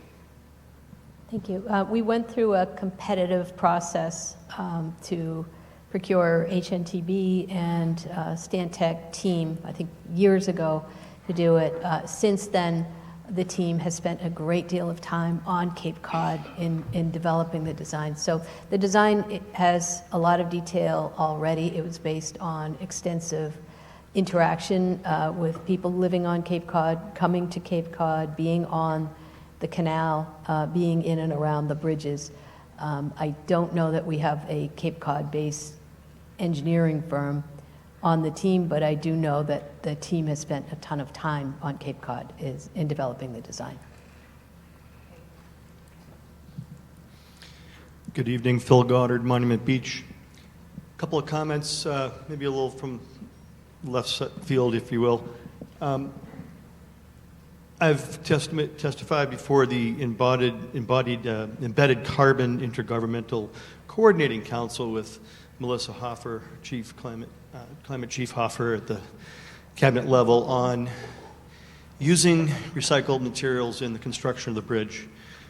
There is a huge solid waste problem in Massachusetts. We're exporting waste, so there's a problem with recycling glass, which could be used in the construction, also in the formulation of pozzolan for emissions reduction, for making cement, which is going to be a huge component of the emissions footprint for this bridge, recycled asphalt shingles, and using local compost and loam that we're in the Upper Cape trying to create a compost facility for. So I would encourage you to listen to the solid waste folks in DEP on that. I'm sure they've been talking to you. The second thing is, I just did a TV show on local Bourne community television with Laura Littlefield Kelly. She does a lot of low impact landscaping using indigenous flora and fauna. for pollinators and other pesticide-free maintenance of horticulture. So I would encourage you to think about that. We don't need to mow everything. You don't need to have the typical MassDOT mix, which is invasive species, because it sets up quickly. Let's go with some local stuff and maybe have no mow areas and things like that, and encourage our local flora and fauna as well. I think those are all would make it more beautiful and less maintenance costs to all of you, including using salt in areas as well. And the last comment I'll make is a cultural one. You mentioned that you're going to have exhibits on that and talk about that. Just to recognize the chair of our select board, that I believe that the Wampanoag need to be recognized into this and talked about, as this area is a very sacred area to their history and their culture in this area, and should be included in any exhibits.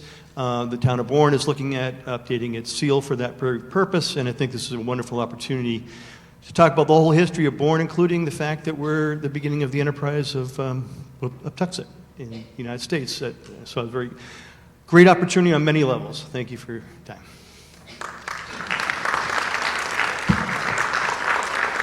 And thank you, Mr. Goddard. I do just want to point out, thank you very much. You know, we've worked together before many times.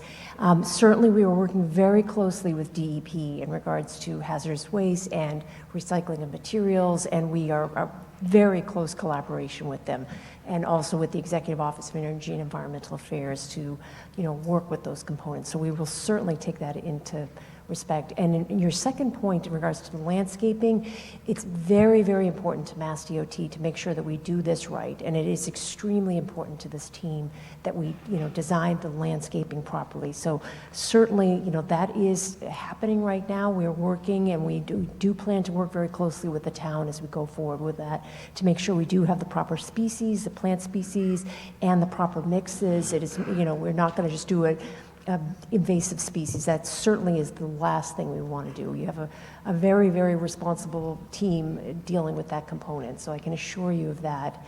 And the final component that you mentioned in regards to cultural resources, it's extremely important to MassDOT, cultural resources. So, you know, we certainly want to continue to work, and, you know, and certainly we'll work with you and others, you know, from the select board to learn who we should properly notify, but that is very important. We have a cultural resource department within MassDOT, but certainly welcome to find out others that we need to be in contact with too. So I appreciate all three of those points that you raised. You're welcome. And I'll just also mention the Cape Cod Commission as expert staff. I'm sure you know who they are. Yes. Okay, thank you. Absolutely. Thank you.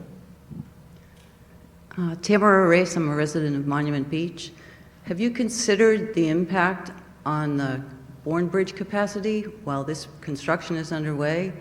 I was up close and personal to the gridlock that happened over the 4th of July. I have never seen so many people on Cape Cod. There is also a significant commute in both directions, and I have a feeling that my husband and I will have to be shopping in Falmouth because there is no way we can't get to the other side to Sandwich now because of that commute unless we're very careful of when we leave. And I imagine that once people find out the Sagamore Bridge is under immense construction, that the Bourne Bridge will be heavily taxed. And I don't know whether you've made any accommodations or count. I don't even know if you can count such a thing. But I think you should think about it, because that gridlock was real. It was so real, I had to ride my bike to deliver lunch to a construction site because we were backed up all the way to Monument Beach Village from the bridge, and that lasted for 3 days. The next day, I tried to get over to shop in Plymouth, and I couldn't get over the bridge. We said, nope, forget it, we're going home. We wanted to have company for dinner the next night. Absolutely no way. Now, I know there was a special 4th of July, but still, when people learn the Sagamore Bridge is under construction, you know where they're going to go. And I don't know if you've made any accommodation for that or not, because the gridlock was immense and it's going to get worse. And when I listen to people's possibilities of shutting off roads, trying to keep them off, you know, side streets, I don't think that's feasible. As much as I would like to do it, I travel those roads as well. And there was a really good comment by Eric Turkington in the Falmouth Enterprise not too long ago that said the best way to alleviate that gridlock is to get both these bridges done as soon as possible. And I don't hear anything about, I was under the impression that some of this environmental study stuff was ongoing for both bridges. But I don't hear that. I don't hear NEPA and MEPA approval for the Bourne bridges. And I don't hear, you might have identified which properties are going to be taken, but I don't understand whether that's actually happened or not. So anyway, I often wish they'd kind of divert this new train service money to get the Bourne Bridge done, because I'm very concerned about how long this whole thing is going to take. Thanks for your time. Yeah, thank you for your, first of all, 4th of July weekend, we know was a traffic nightmare for multiple days in a row. We heard about it, and we knew that it would be brought to this forum tonight. Bourne Bridge and Sagamore Bridge are both covered under the NEPA approval that we just received and the MEPA approval. We are designing both bridges at the same time.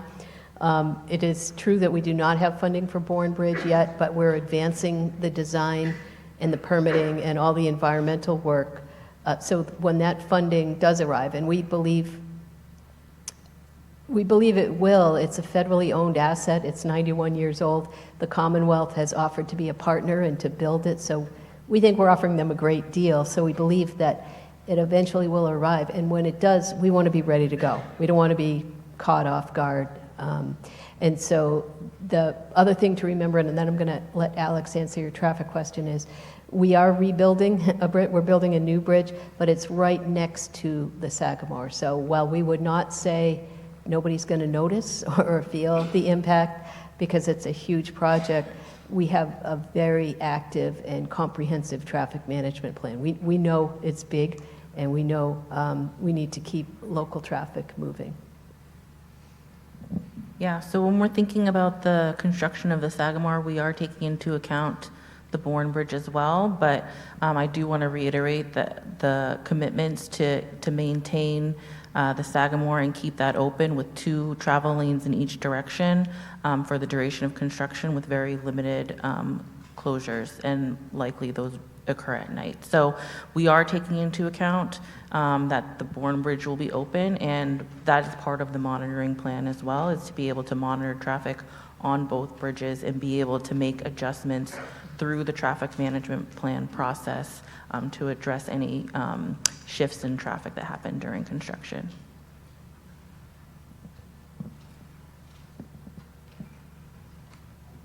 I don't know which one of you were at first. I do want to acknowledge 2 colleagues who have been instrumental in organizing tonight's event, Erica Blond and Patrick Marvin. So thank you for your work on this tonight. Mr. York? Yes, thank you. So first, you can cover all these when I'm done, but... Talk into the microphone. Excuse me. Yes, so my name's John York. I'm a resident of the town of Bourne. I rely on a bicycle for transportation. A lot of people know me by that.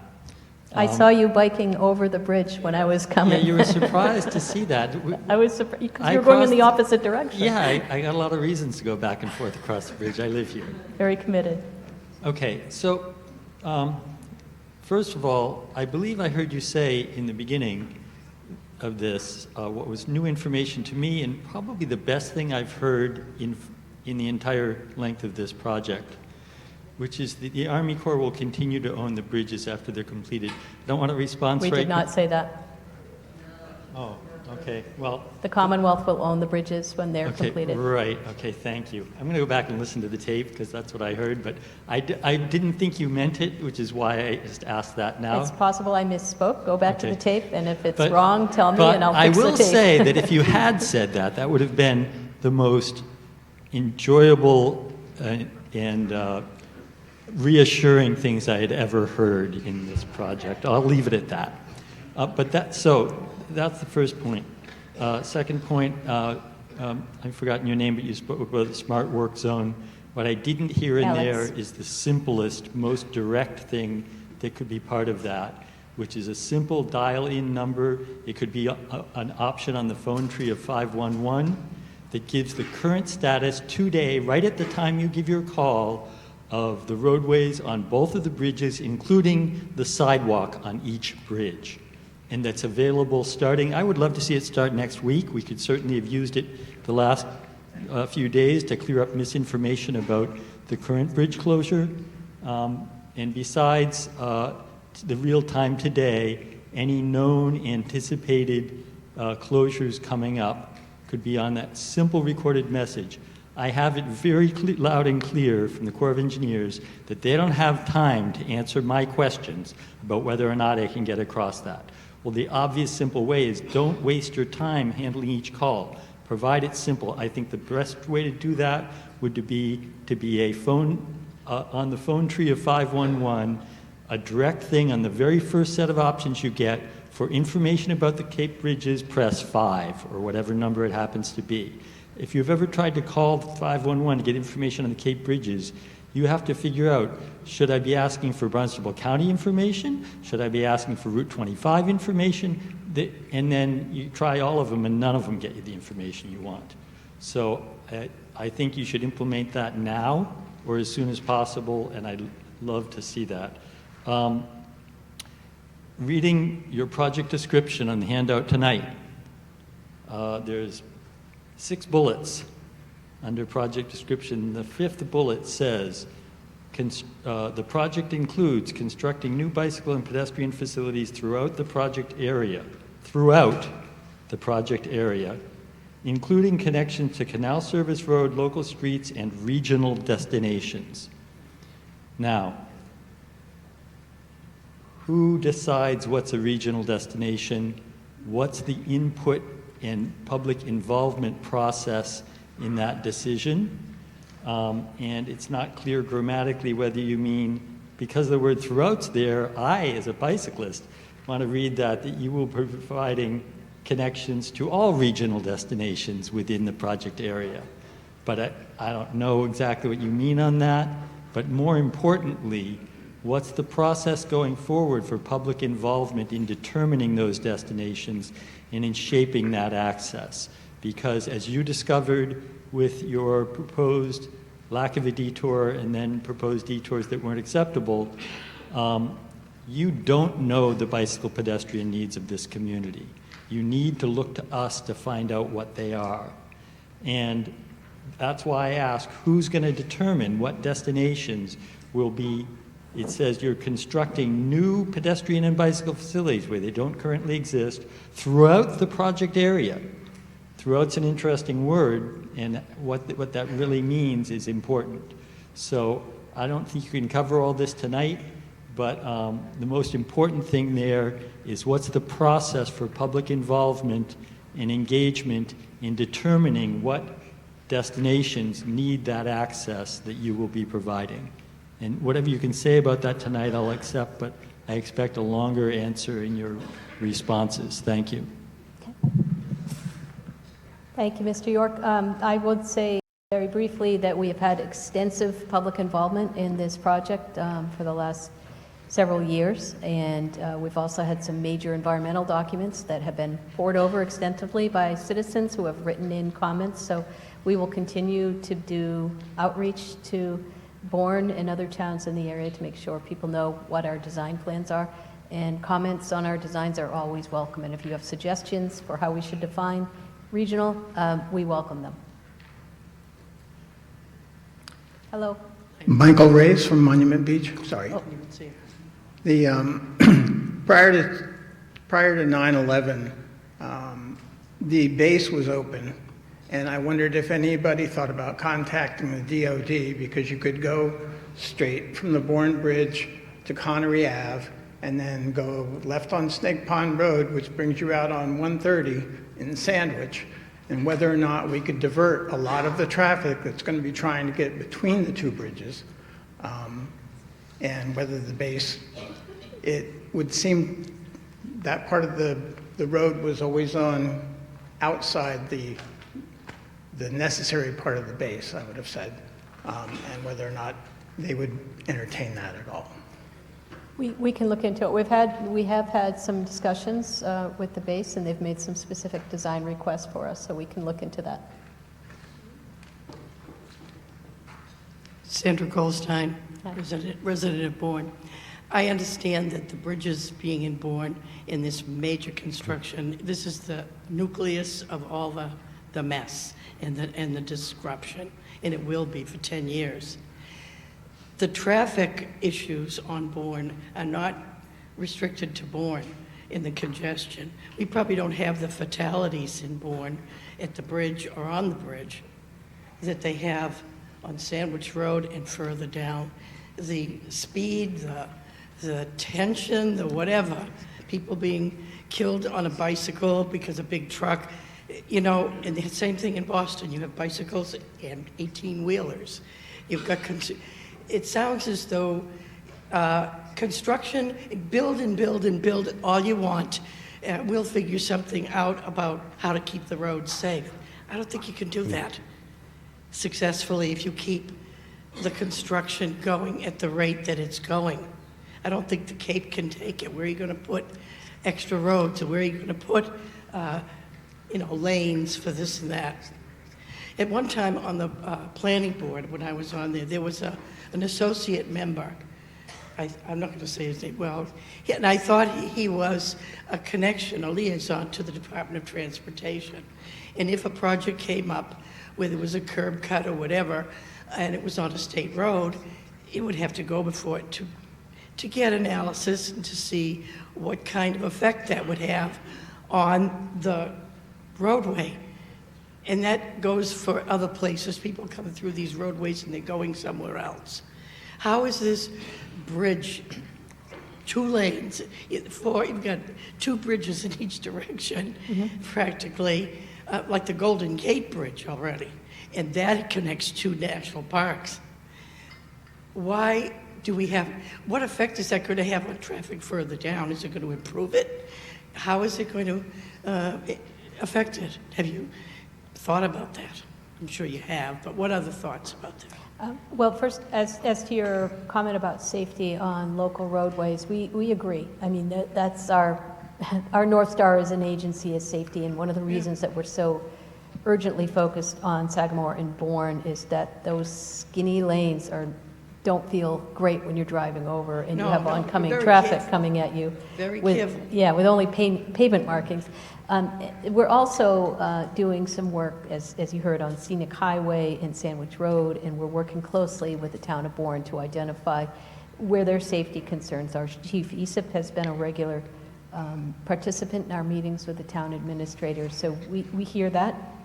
As for the traffic impacts, we believe that by getting people over the bridges much more efficiently, and you saw in the cross-section that Mike showed, a entrance-exit lane. One of the problems on the bridges is that people have to fight their way into these very narrow lanes and crashes occur. This will give them a smoother path all the way down the length of the bridge to work their way into the travel lane. And we expect that combined with much more efficient interchanges that separate local traffic movements from regional traffic movements and get people onto the bridge in a more efficient way, that will have subsequent traffic impacts downstream. It's not going to solve all of Cape Cod's traffic problems, I'm afraid. I know it isn't, but accommodating the extra traffic that came from inviting this kind of traffic and all the things. You don't feed coyotes and expect them to go away and not eat your cat. You know what I mean? If you do that, you invite the problems. And the bridges are narrow, I get that, but people will come over there faster. What's the speed limit on the bridge? 40? On the bridge, 40. is there such a thing? 40? I was guessing 40. Well, but what will the new bridge say? It'll be 60. What? 60 miles an hour. Are you... Yeah.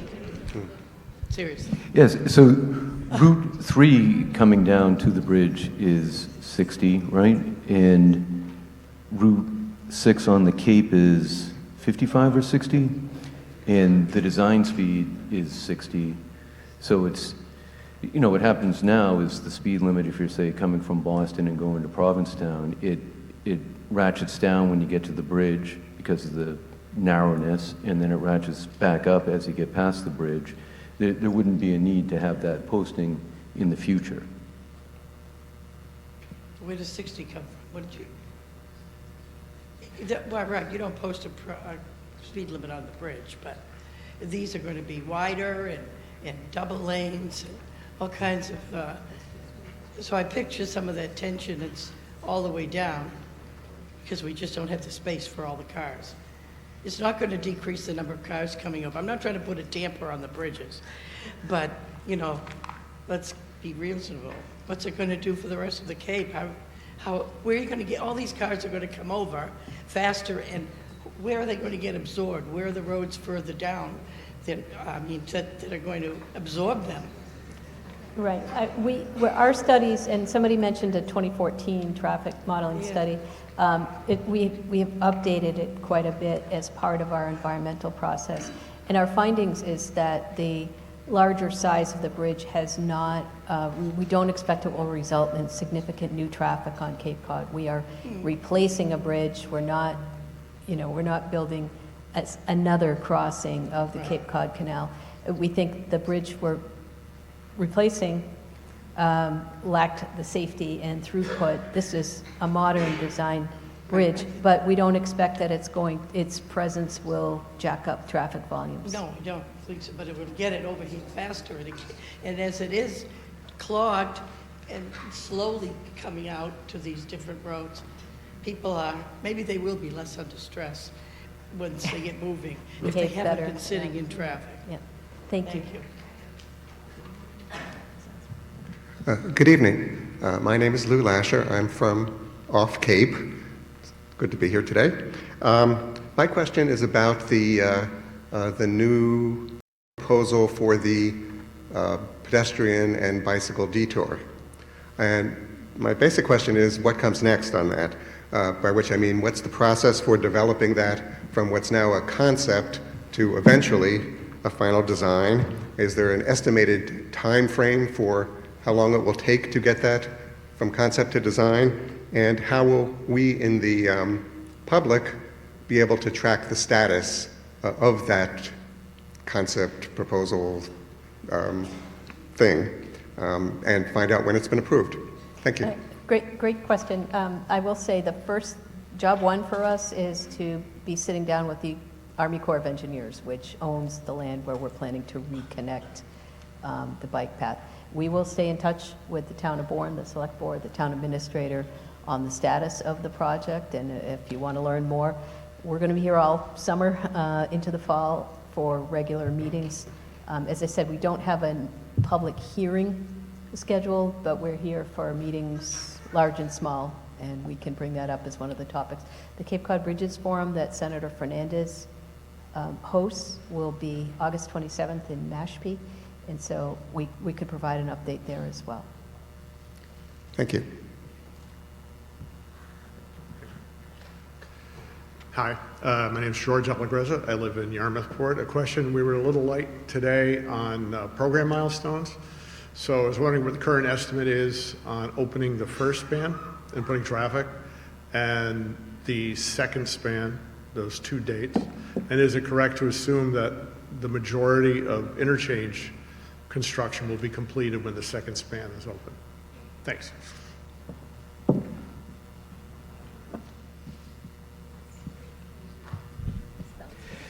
Sorry, didn't mean to. So as you saw in the slide deck, we talked about how one of the goals of the program from when we first started engaging with the public is getting traffic off of the existing bridge. And what's envisioned is, Mike showed how we're looking at twin bridges and how one of those bridges can accommodate all the traffic. So the goal is by 2033 that bridge would, the new first of the twin bridges would be in place and able to accommodate traffic and be of sufficient width to have both directions on that new bridge, in the existing bridge demolished around 2033. Louisa also mentioned that we're looking at disincentive provisions. We feel that that's one of the most important milestones there is. As you recall, when I was speaking, I was talking about the Army Corps of Engineers does a lot to monitor that bridge very carefully, and they take action when something needs to happen. And the quicker we can get traffic off, the better it is for everybody. So we're going to communicate through our RFP to proposers that that's one of our goals and that's of critical importance and that it'll be incentivized. So actually, I might have spoken to you, and there was a presentation at the elementary school probably over the winter. And at that time, 2031 was the working date, and it was on one of the posters on the outside. So has that been a slip, or is that just a little bit of a recalculation? That might have been the float-in date, when the bridge would actually be floated in and lifted into place. But then the other thing to keep... So completion of the physical bridge, but not tying the traffic in. Yeah, so what happens is there's floating in the bridge, and then there's moving the traffic over. We have all these competing goals. That one real main goal is around the stuff that Alex was presenting, keeping the correct number of lanes open, keeping the correct connections open, in making that shift. It'd be great if once the new bridge is in place, everybody moves over at the flip of a switch, but what actually happens is certain moves come over one at a time as we make the necessary changes on each side of the canal. So it actually takes, it's like over a year and a half or 2 years to actually affect that change, to get everybody over. It happens gradually. Okay. One last thing. I noticed, and I didn't check the Federal Register. I do that. I'm sorry. Before coming here, I saw that we had we're going to get published the final result. Is that, did we get a FONSI for that? Are we good to go? We received a record of decision. So the Cape Cod Bridges got the very highest level of environmental review, the environmental impact statement, which is very rare. Most of them get through with a much lower level of assessment. We received the record of decision. It is currently undergoing a process to make it accessible and digestible to people with disabilities. When that process is complete, which will be soon, the Federal Highway Administration will, and remember, this is their document, not ours, the Federal Highway Administration will post it to the Federal Register.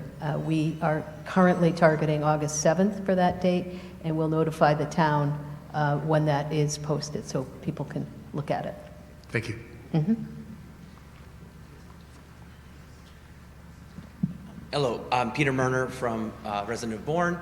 I appreciate you guys coming today and presenting this very thorough presentation. And I appreciate also our state rep being here and some residents from other towns, which is really great to see. I'm not an expert on roads or traffic or any of these things. What I am an expert on is living in Bourne. And we, as you have mentioned many times, experience things very differently than you guys do because you don't live here. And many of the folks that have spoken today, both officially for our town and some of our residents, have made the point that, local perspectives are important. And I appreciate you guys continuing to have these conversations, which is really important. But what you might not realize is that as residents of Bourne, we essentially house all of the infrastructure for the entire region. A base, paved paths, a prison, state police barracks, state college, a regional high school, a trash train, and there's more. Thank you. One of the top 5 in the state, as the country, as far as size goes. We're very proud of these things, but they come with a burden that you've heard a little bit about. And so for too long, those impacts have negatively affected our quality of life, our businesses, our students' education, our ability to have a robust high school. Enrollment is down to 65 students, I believe, for the incoming freshman class, because parents can't wait 2 hours to get their kids to and from school. It's untenable. So they have to send their kids to charter schools, different communities. And so we're losing talent here in Bourne. I myself sometimes have to cross the bridge 8 times a day to get to work, back from work to get the kids off the bus, to take them to different activities and get home. That's just a small example. My kids right now are sometimes 2 hours late for school, and this project hasn't begun. These are just giving you some color. And the more that you guys can move your team into our town on the 4th of July, the better. Not necessarily do that, but that's essentially what you really should do. And folks like John York and other folks that have spoken here, Sue, that's why we're pushing for local perspectives.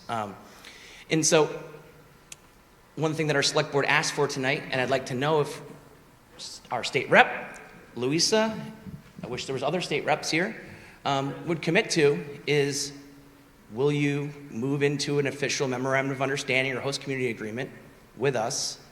That's the first question. Second question is, this is not a standalone project. I know it is for you because your job is to build the bridges and get people over, which I understand is your objective. But our town and our residents can't have the same weight that you guys do. We want to be partners with you on this. We want to leave this town better than it was when you came. The bridges are one project. The second project is the Joint Base Cape Cod being redeveloped by the Commonwealth. The third project is the master plan of the canal being redone by your partner, the Army Corps of Engineers. These things have to be seen together. I know that's not in the scope of this project, but as people, as an organization, you can help us better connect those three things so that traffic for whatever happens on the new base development is taken into account. Tourism, economic development that happens with the new canal plan can be taken into account. And so I just want to rewind back to that first question is, can we have your support to help us finalize some sort of true written agreement that this fluid project is design build we can have at the table with? Right. Thank you. I will say we already have a strong partnership with the town of Bourne, the select board, the town administrator, the police, schools, Upper Cape Tech. We're certainly open to that discussion. We haven't been formally invited into that process, so I really would like to sit down with Bourne officials to understand what they envision for it. We have a broad array of things that could be included in an MOU or an agreement of that sort. I will say, we mentioned earlier that we do not have funding for Bourne Bridge. We have a $1 billion grant application into the USDOT. The funding that we described to you earlier is entirely for construction and development of it. We don't have additional funds allocated to this bridge. Most of the funds we have for the project are federal funds with very specific uses. We can only use them for constructing the bridge. And the state funds are going toward both construction of the bridge and then the relocation of the gas lines. But we have worked very closely with the town just recently, not only the detour, but just recently we had some really good conversations about Keith Field improvements. Our Sandwich Road work is going to have an impact on Keith Field. So we're talking about what can we do to make Keith Field better. We're looking at parking, bleachers, and the like. And last year, at the request of the town of Bourne, we extended a bike path planned from Upper Cape Tech to Gallo Ice Arena. So we have a track record of listening to the town and responding as we can. I don't want to let people think that we have, many millions extra on the bridge right now. We're very focused on using every nickel we've got for construction, but that doesn't mean there isn't room for discussion with the select board and others in the town about improvements we can make to the project. I appreciate that, and I totally understand you need to do it on time and on budget. I get that. We do. So my request, my ask is, will you help us? Will state rep help us? I've been asking for this for a while. Get something on paper that makes this an official relationship for the 10 to 50 years. I've seen some estimates that this is going to go up to 50 years for the second bridge, as far as time goes. So I might be out of turn here. I'm just a normal resident, but we've only got funding for the first bridge. So all I'm saying is all of us in this room might not even be alive when this is done. So I think for us as the town, making sure we're not going to get, pardon my French, screwed on this in the long run, that we need something on paper that's not an informal tentative agreement, that's not open houses. We need a process, and you heard our select board representative tonight essentially ask for an MOU. Yeah. So what I'm trying to get is, I know you can't make the decision, I understand that, but as the leader of the Mega Projects Division, do you support us coming up with that agreement? What I'll say is that I support having a conversation with the town to understand what the parameters are. We do have some formal agreements with the town already. The 4F document covers what we're planning to do on Sandwich Field, and we need to do a lot more detail work on that. So we're not opposed to having agreements with the town. And in fact, we have one with Bourne Recreation Authority and the town of Bourne. So that the concept is not foreign to us. And we're happy to sit down with the select board and others. We'll appreciate that. I know it's design build, that's just important because we don't know we don't know yet, just like you guys don't know. Understood. So thank you. And State Rep, any help you can do on this would be amazing. Thank you. Thank you.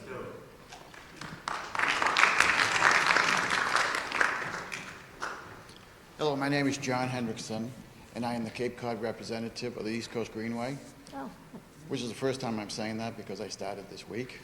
congrats. So I thought that the detailed plan you guys put together was really well thought out. And I'm wondering, is the scenic highway trail that you put, SUP that you're putting in, is that going to remain afterwards? Would that be a permanent trail? The detour? Yes, the detour along scenic highway. Right. We're proposing it as a temporary construction detour that we anticipate will have a limited life. That said, once it gets built and we see how it operates and the Bourne Select Board tells us, would you consider keeping it, we'll certainly entertain that. So we're not dismissing that it might last longer, but we're proposing it as a temporary detour. Because that would make a great connection from the Cape Cod Trail, scenic trail, to the project itself, to the bridge. I did want to say I have reviewed the plans, and the design team has done a great job incorporating East Coast Greenway. It's a tremendous job they've done. I'd like to thank especially Jill McLaughlin and her team. They did a great job putting it together, so thank you. Jill's right here in the front row. Thank you. One other thing I would like to say, MassDOT has done a great job in the East Coast Greenway. For those who don't know, the East Coast Greenway goes from Provincetown to the bridge. And MassDOT just completed 2 sections that go all the way to, I think it's Route 130, which is former Exit 2. And they're adding lanes out to Wellesley. So it will be a completely off-road SUP system the entire length. The missing link is from 130 Exit 2 to the bridge. The town of Sandwich has a great plan to go through the town of Sandwich to go downtown. And they should continue with that, it's a great plan. But it's 3.5 miles on road, and it's about 180-foot gain in elevation. So we were wondering if, with this project, if we can connect Route 2 to the Sagamore Bridge project, either going through the state forest or utilizing Route 6 right away. I think you mentioned a couple of minutes ago you have a few extra $1 million to throw. I did not say that. For the record, I did not say that. But this, I think, would be a lost opportunity if we didn't at least study that opportunity to make this connection with this project. Are you planning to write a comment letter to that effect? I did. Oh, you did? Okay, And I great. just sent Then it. we'll respond to it. Yeah, okay. Thank you. Hi, Leslie Dow, Pecasset, Mass. Thank you for a wonderful presentation. Just a quick question. Who is responsible and who will be maintaining all the town roads with the heavy construction, vibration, et cetera? Well, the town would continue to maintain town roads, but to the extent, we don't expect a whole lot of truck traffic rumbling over town roads, but to the extent that there may be occasional use of it, again, we'll coordinate with the town. We're not going anywhere. We'll have people on site. We will come to Bourne regularly. We'll have conversations if there needs to be repairs or anything. We're certainly open to that. Thank you. Mm-hmm.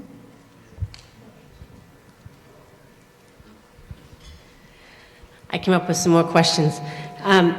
Okay, so one of the things that you've heard today, and you're all about the July 4th, one of the things that came about from July 4th chaos is that there's a chance that MassDOT could act now to work with the GPS apps and implement the local road, keeping people off the local roads as part of the Waze programs and the Google Maps and such.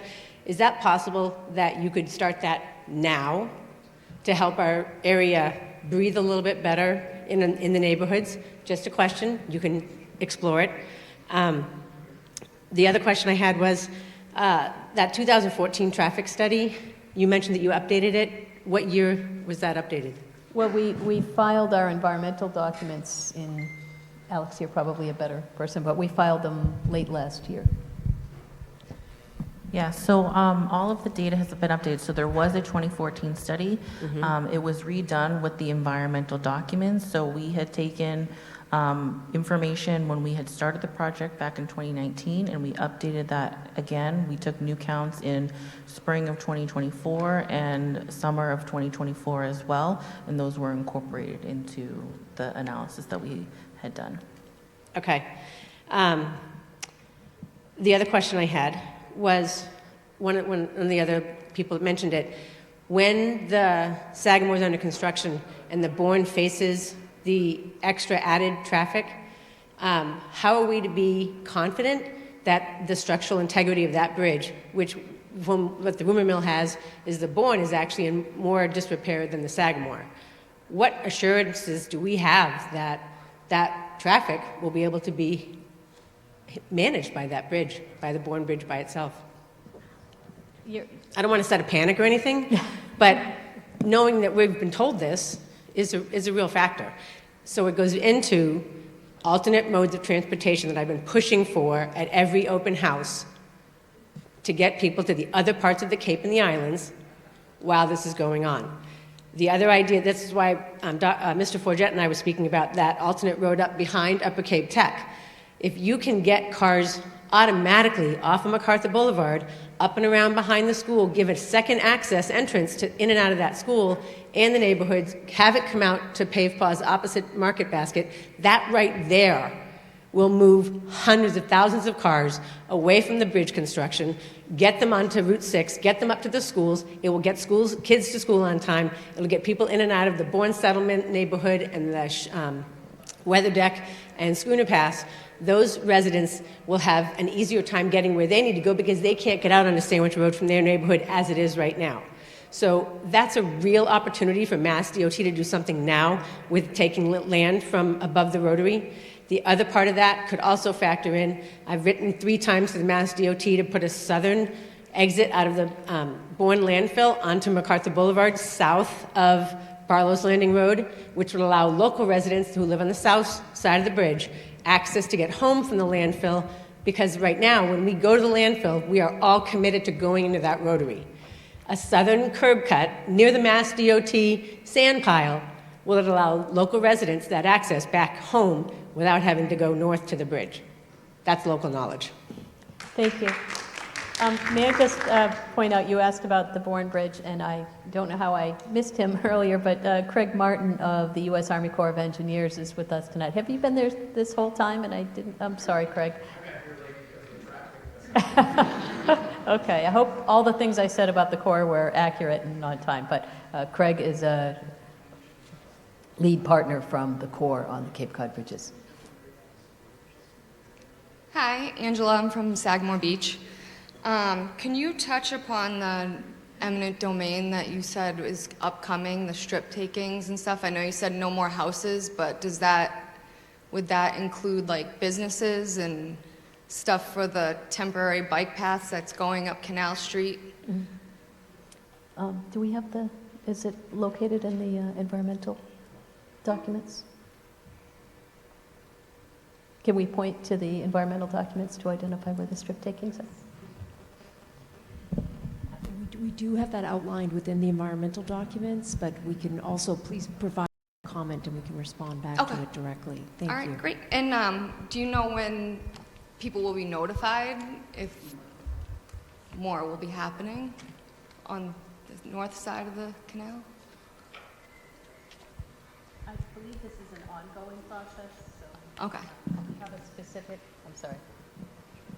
This is an ongoing process. The big lift was the residential homes. Yeah. And now the right-of-way team is turning their attention to strip takings and easements and the like. If you have a question about a specific address, we get through our portal all the time, people ask us, will I be taken, will there be a strip taken? We're happy to do that, and if you want to give us an address tonight, we'll put it on our response on our website. Perfect, thank you.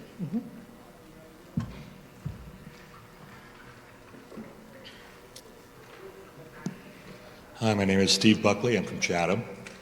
One thing that previous speaker was talking about, perhaps getting some kind of notification through Mass 511.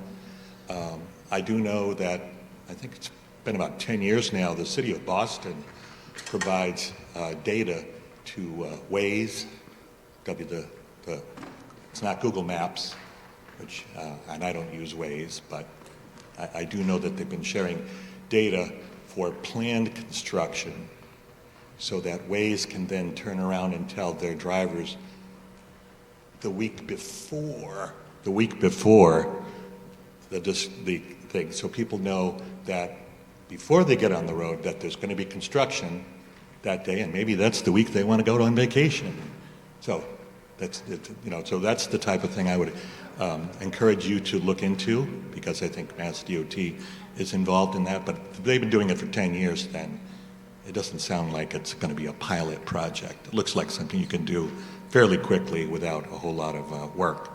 The other thing is that, the gentleman was pointing out with the first bridge span is going to be wider than the existing one, which right now, as we know, 4 lanes, 4 times 10, it's 40 feet.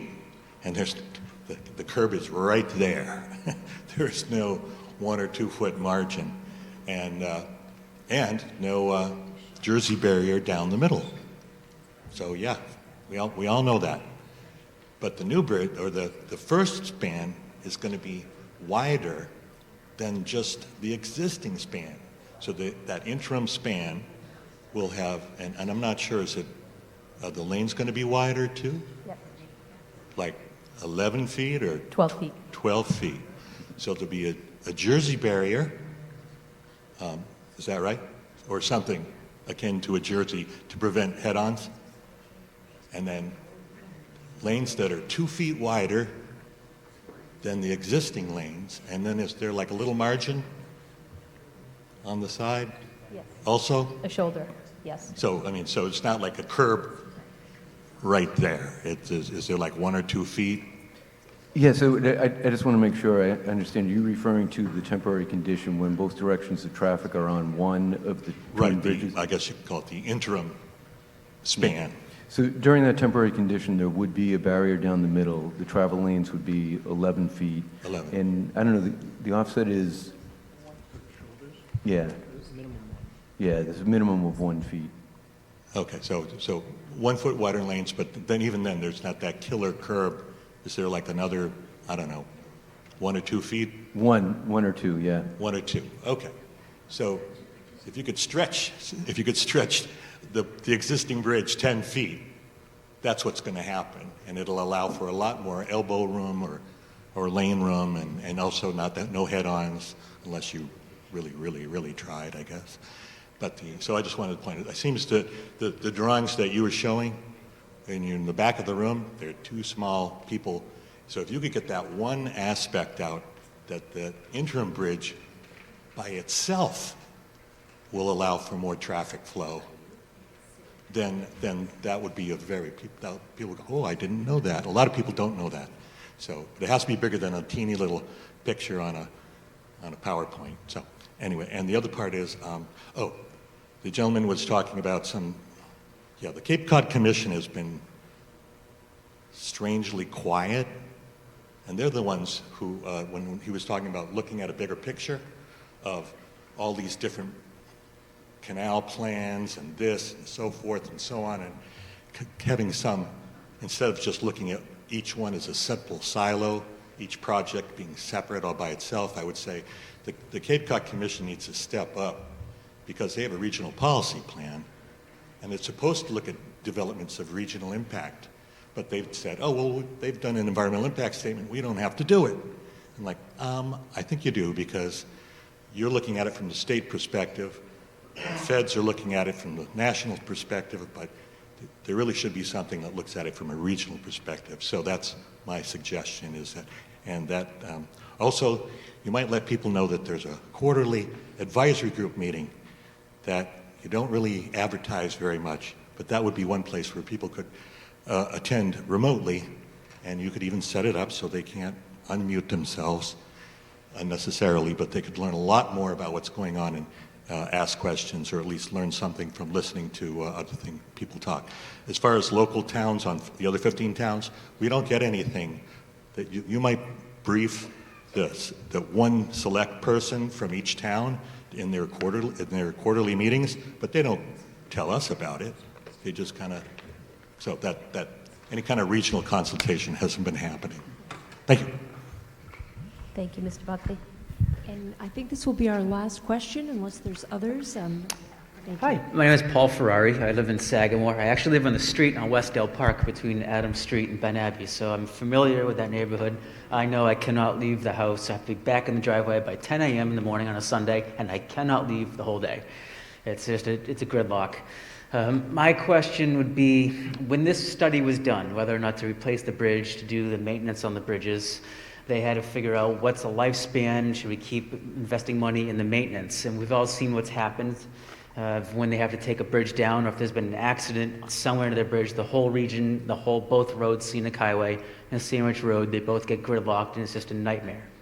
Now, I know we're building the Sagamore Bridge, but the Bourne, if I'm not mistaken, perhaps I read it wrong, but I think the Army Corps indicated that if it's not being replaced, then by 2027, maybe 2028, that whole thing needs to be done for 24/7 maintenance and be taken down because it's so in just repair, where it really needs a lot of checkpoints to look at. So what's the contingency if this is going to be going on for 10 years for a build, and that when would that Bourne Bridge have to be taken down, or a lot more maintenance work to be happening while this is happening, because that's going to create a monstrosity of a traffic.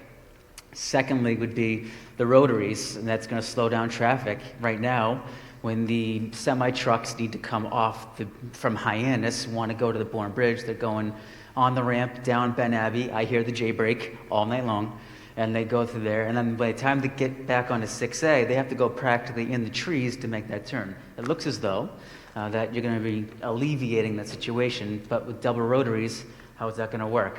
I wonder if you can speak to that. Craig, do you want to answer on the Bourne Bridge?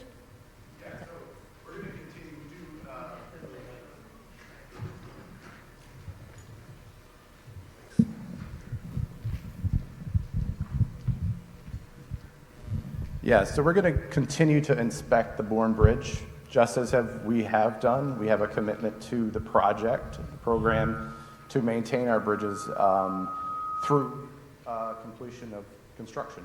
So we're going to continue to do that, and we're hopeful that we'll get funding for the Bourne Bridge so we can continue on with the process as we have with the Sagamore. Are you anticipating any major maintenance work on the Bourne while the Sagamore Bridge is being built and before the second structure is ready to allow traffic to come over before they demolish the other one? At this time, no.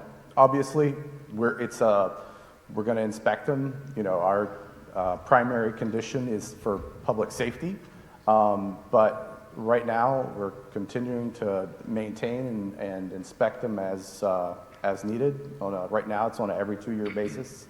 We're getting ready to inspect the Bourne this year right now, just to give us a condition of what the bridge is and plan accordingly. Thank you. And as I said, the village in South Sagamore gets choked out quite a bit. In the last 5 years, the congestion of Sandwich Road has been super crazy.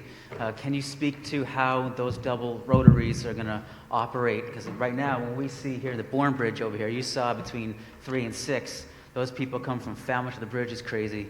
How is that going to work in Sagamore? Yeah, so I'll speak to the highway geometrics. So those two roundabouts for Sagamore South work in tandem. They work together for operations. But from a geometric standpoint for the trucks, they all meet WB 67, which is the largest truck. So we do truck turning movements around all different ways around the rotaries, or around the roundabouts, sorry. So they can accommodate all the truck movements. And then in working together, the operations, and Alex can speak about the traffic, working together, they really work well with the operations on Cranberry Highway and alleviating Sandwich Road. Thank you. And then during our evaluation process for determining the intersection control types, we did an evaluation that looked at operations of the intersection as well as safety. And so when we were evaluating that, the roundabouts actually came up with better operations than, say, a traffic signal, seeing less queuing and congestion going through. Also would like to make a point that now that Cranberry Highway is going straight through and it's punching through to Mid-Cape Connector, now there's two roadways that are parallel that can go all the way through to Mid-Cape Connector, Sandwich Road, as well as Cranberry Highway. So as a resident of that neighborhood, I should expect some alleviation from the constant congestion. So as you mentioned, there's also that Sandwich Road extension that's going to be in place of where the existing footprint of the existing bridge is now. So we do see currently existing that there's a lot of cut-through traffic when you're coming off of the existing ramp going through, whether it's Ben Abbey or other of those, parallel roadways. That Sandwich Road extension is really to prevent vehicles from having to cut through the neighborhoods to get to Sandwich Road. And I would give you some perspective on Keith Field, where that's really a tight area, where there is the post office is right there, and people go there to park on the side by the pickleball and tennis sport courts to go onto the tracks, and then the Montessori school uses that as their private field and their parking spaces over there too. So it's one of those things where it's going to be a tight fit. I think I am in agreement that moving that project, that crosswalk where you proposed it by Christmas Tree Shop, that probably would have been dangerous because people don't slow down when they come under that abutment. That would have been an immediate, so that's definitely a good thing to look at. Maybe a dedicated flashing light crosswalk at the Adams Street. That'd be very safe to do, and I think that should be done. It's very difficult to cross that street with the traffic these days, so that might be something to think about. But the Keith Field is definitely a difficult thing to renovate at this time, I'd find. And something to know along with everything that's said before, we heard loud and clear from the town that you did not like that parking lot and that crosswalk, and that has been removed from the design plans. Plus, when it rains heavy, there's a big pond that goes in that too. You can't park in that parking lot. Two remaining people commenting, is that correct? Yeah, Rob Wilson, I'm from Barnstable. Many moons ago, there was MassDOT did a study on that had a lot of other side projects, I guess I would call it. How much of that is still going to be done? There was talk of a park and ride at 130 at the service road. They were talking about an extra lane from the bridge down to 130, rotary at the end of Cranberry Highway and 6A, some other projects more Sagamore related. I'm guessing by the looks in your faces, those aren't happening. I would just suggest that you go either look at our EIR document or our EIS document for an update on the current scope. Some of the things you mentioned I'm not aware are in the scope of the Cape Cod bridges. And I can't stay awake that long. If you want, we can put on our website response where you can look. It is a very thick document, but we can point you to the section, chapter, and page number if that would be helpful. So please feel free to submit comments. We Okay, appreciate and the other thing, it looks like the whole road system is getting moved westward on the land side. It looks like they're not expanding that park and ride. Is that going to stay the same size, or are they going to expand that? Yes, there are no impacts to the Sagamore park and ride. What we are doing is we are making multimodal connections to and from to allow people to bike and walk from the park and ride down to the canal. Okay. I've used the bus, though. Thanks. Hi, my name is Pamela Shielis. I'm from South Plymouth. I'm going to make it very quick. This is a little bit more personal, so perhaps it doesn't involve everyone else, but it's the time, I think, to talk about it. So in July of 2022, my husband jumped from the bridge. You know, currently the bridge has a knee-high wall on each end, and they only have protection over the water. So my question, and I think you did touch a little bit on what kind of safety guards you have. I wanted to know what was the reasoning for the design not to include the beginning and the end of the bridge, because in a suicidal mind, there's no difference. You know, they already made that decision. I have learned a lot this last 4 years, and you did touch a little bit. There's some kind of fence or something. It wasn't clear to me if it's all the way over the road or not. Thank you.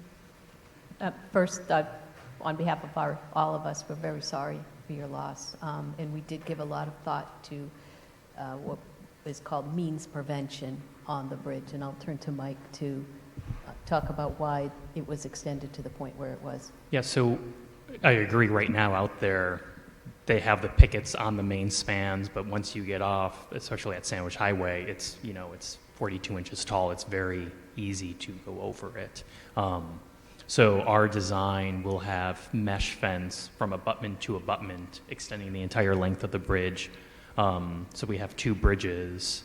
We'll have 4 fences. So on the sidewalk and bike path, they'll have that mesh fence, but also on the roadway, we'll also have that mesh fence to prevent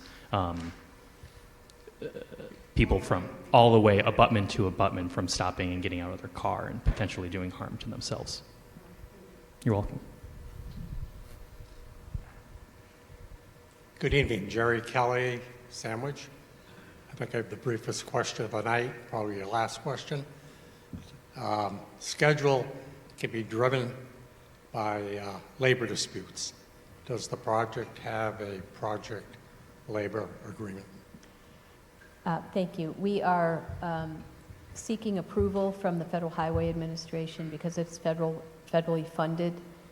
We have to have Federal Highway approval. So just this week, we sent a report and a letter requesting their approval for a project labor agreement. If they don't respond in time for us to issue a request for proposal, it will not have a project labor agreement. So they know what the timing of our RFP is, and we're now in waiting mode to see if they'll approve it. There was one included in the Central Artery project.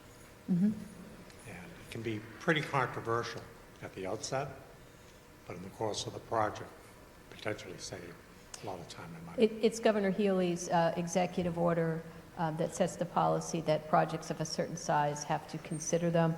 So we did put together that report to consider it and send in the request. Thank you, Director.